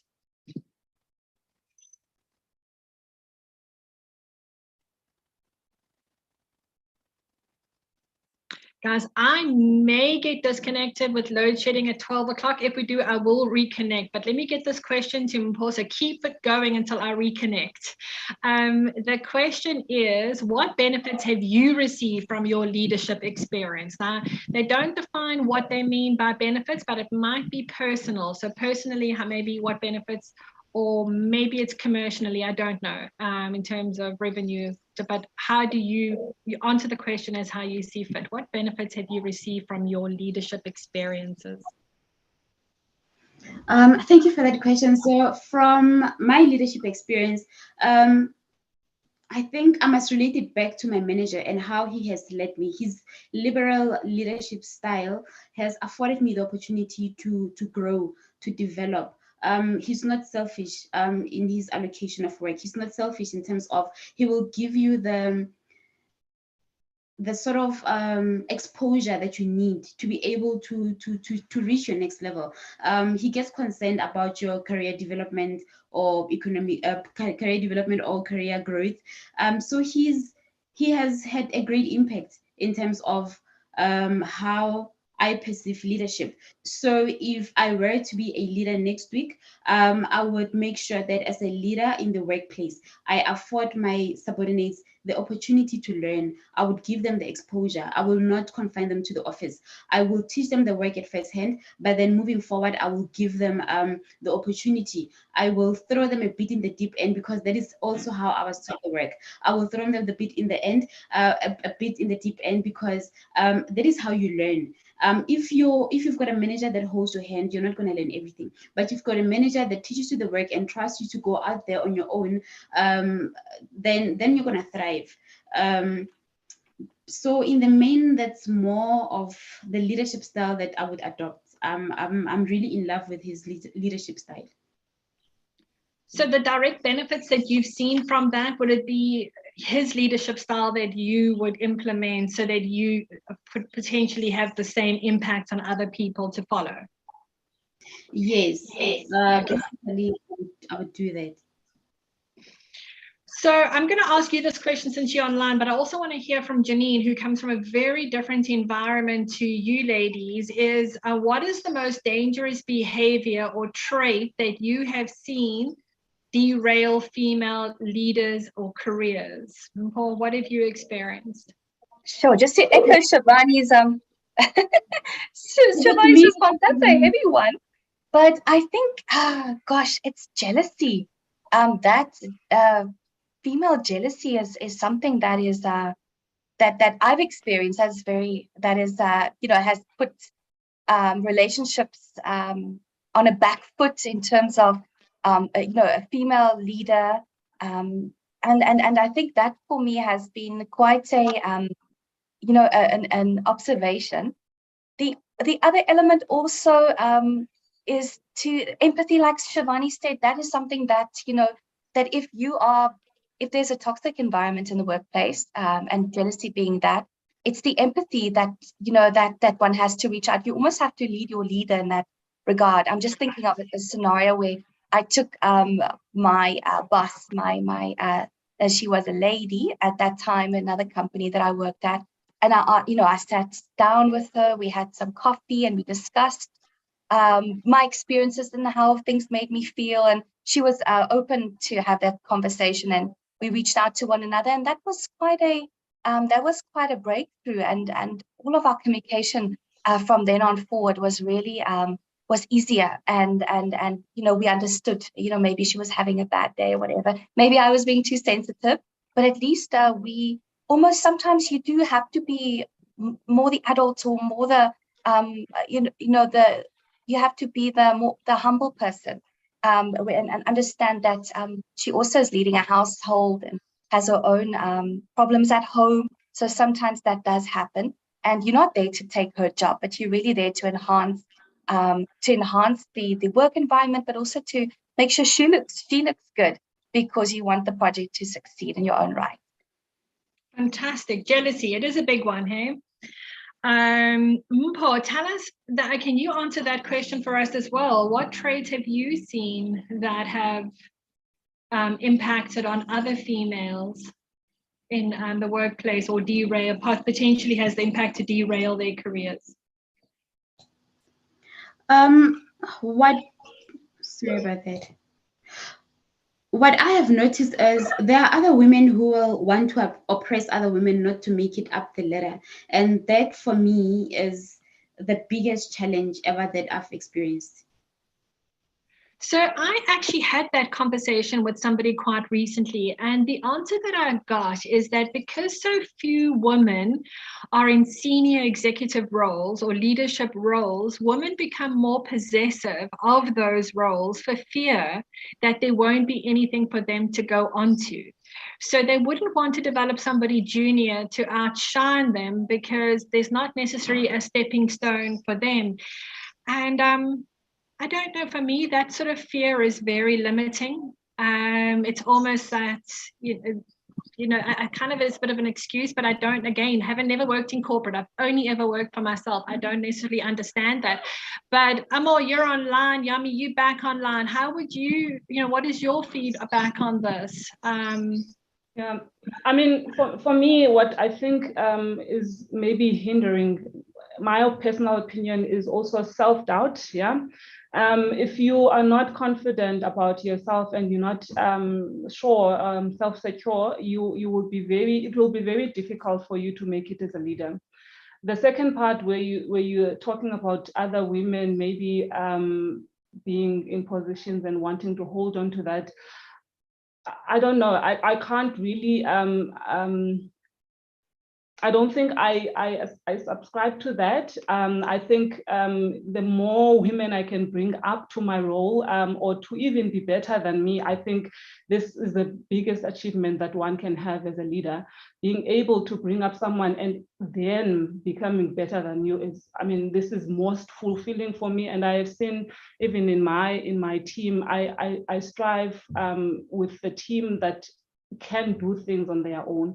I want to have a team that can work with autonomy, and that comes with giving them the opportunity to grow.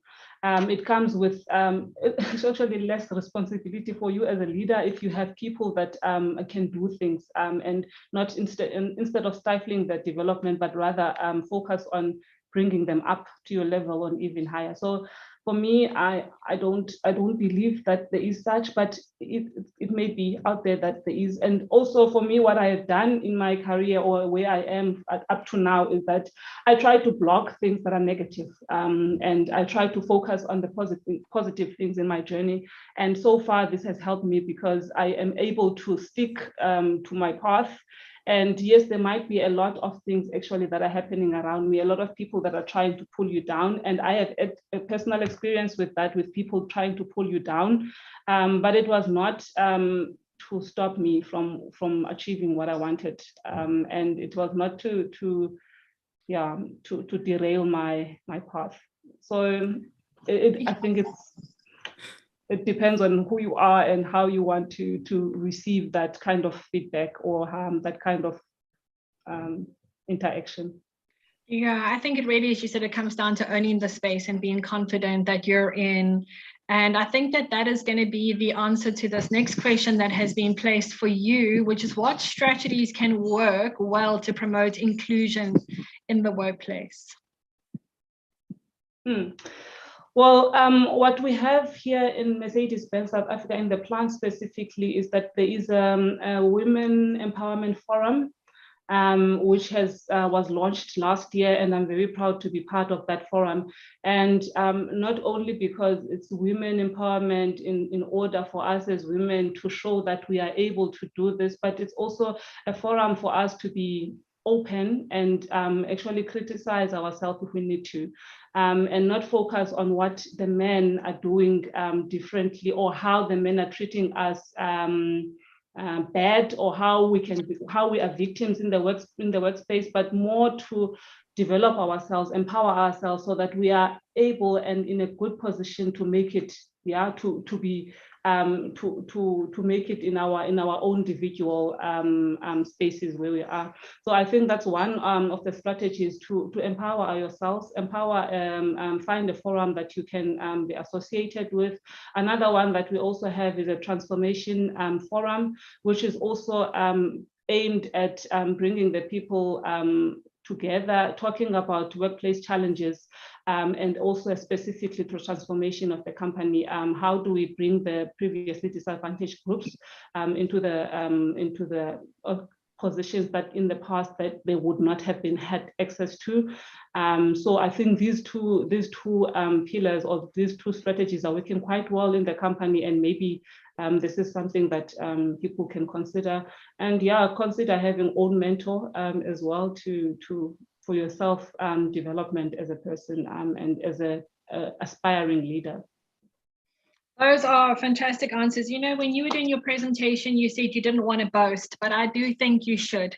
I think Mercedes-Benz has done an incredible job at empowering women, and having a forum, a women empowerment forum. I don't know if there's a male empowerment forum, but having a women empowerment forum to support you. We can invite the men who are really have close to their feminine side, but it's really about our own challenges. No, that's awesome. Congratulations. That's awesome. Okay. Well, I have the last question for you. It was actually for me, but I'm going to ask you to answer it on my behalf. How can women support other women in organizations? These are all very similar questions and they're overlapping on what's already been said, but from your experience in industry, how would you answer that? So, and I think it ties in with the previous answer that I want to give that Nyami spoke to. I think, Nikki, my leadership, or part of my leadership philosophy is there's nothing cute or nothing exceptional about being the only of your kind in the room. If you have not trained, if you have not grown someone, I always say the mark of a good leader is, touch wood, should I be hit by a bus tomorrow, the company should not struggle to look at my team and find somebody who can fill my shoes. So one, you need to empower the people that come behind you. You need to grow the people that come behind you.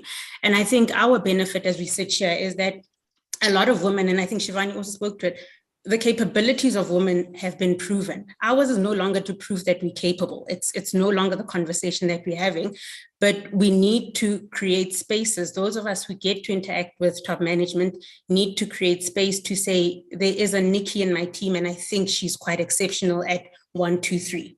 Can we try and give her that opportunity and see how she fares? And having done that, support Nikki through the process. Because you've been there, because you know what the expectation is, support Nikki and let Nikki come out and shine. I always say, if the people in my team do well, it's a reflection on me. If the people in my team do poorly, it's equally a reflection on myself. So I think a lot of it goes to create spaces, offer the names, do not be jealous, and just empower people, lift people, take people on the journey with you. You gave me goosebumps when you made that comment that there is nothing cute about being the only person of your kind in the room.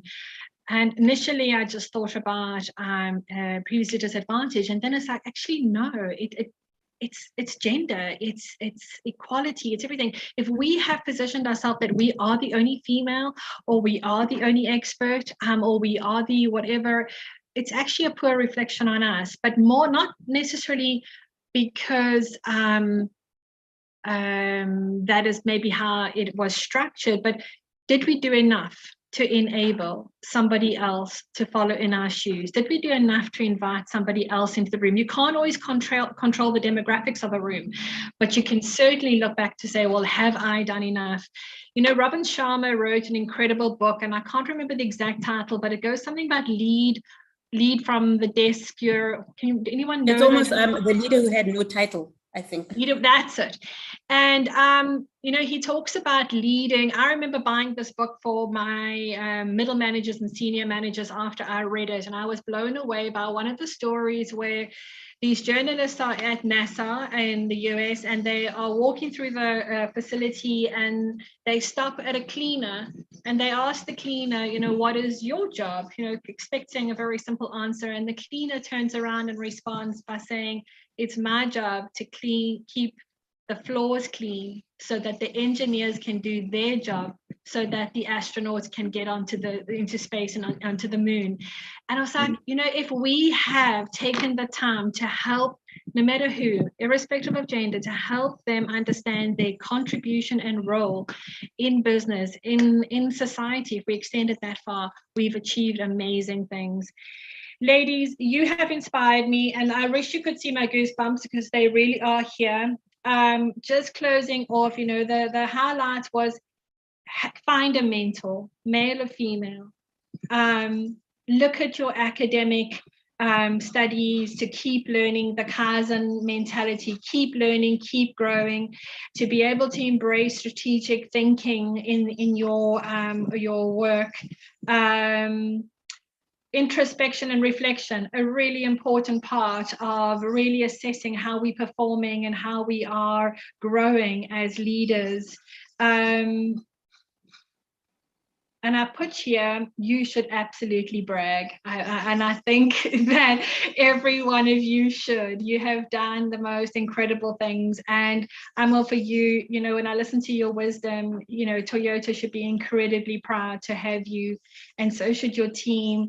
And again, Yami in Mercedes-Benz, you know, these are corporations or big organizations, multinationals, that are doing incredible things in overseas in terms of gender diversity, but they're doing equally great things here. And I hope that all of you will go on to inspire more female leaders and equal participation in the workplace. Let that be our legacy. Proudly South African, I really want to thank you for this opportunity, for creating this platform for us to speak today, to hear our stories. You guys are amazing, and the work that you're doing, your CEO has really got an incredible campaign and goals, and I love the idea of actually becoming part of buying local, supporting local. It's everything I stand for in my organization. Is there anything that anybody would like to say before I close off? We good. Thank you for your day. May you go on to create miracles. Thanks, ladies, everyone. And to everyone listening, thank you for your time today. We hope we inspired you. Bye-bye. Thank you. Goodbye. Thanks so much. Goodbye, everybody. Ta-ta.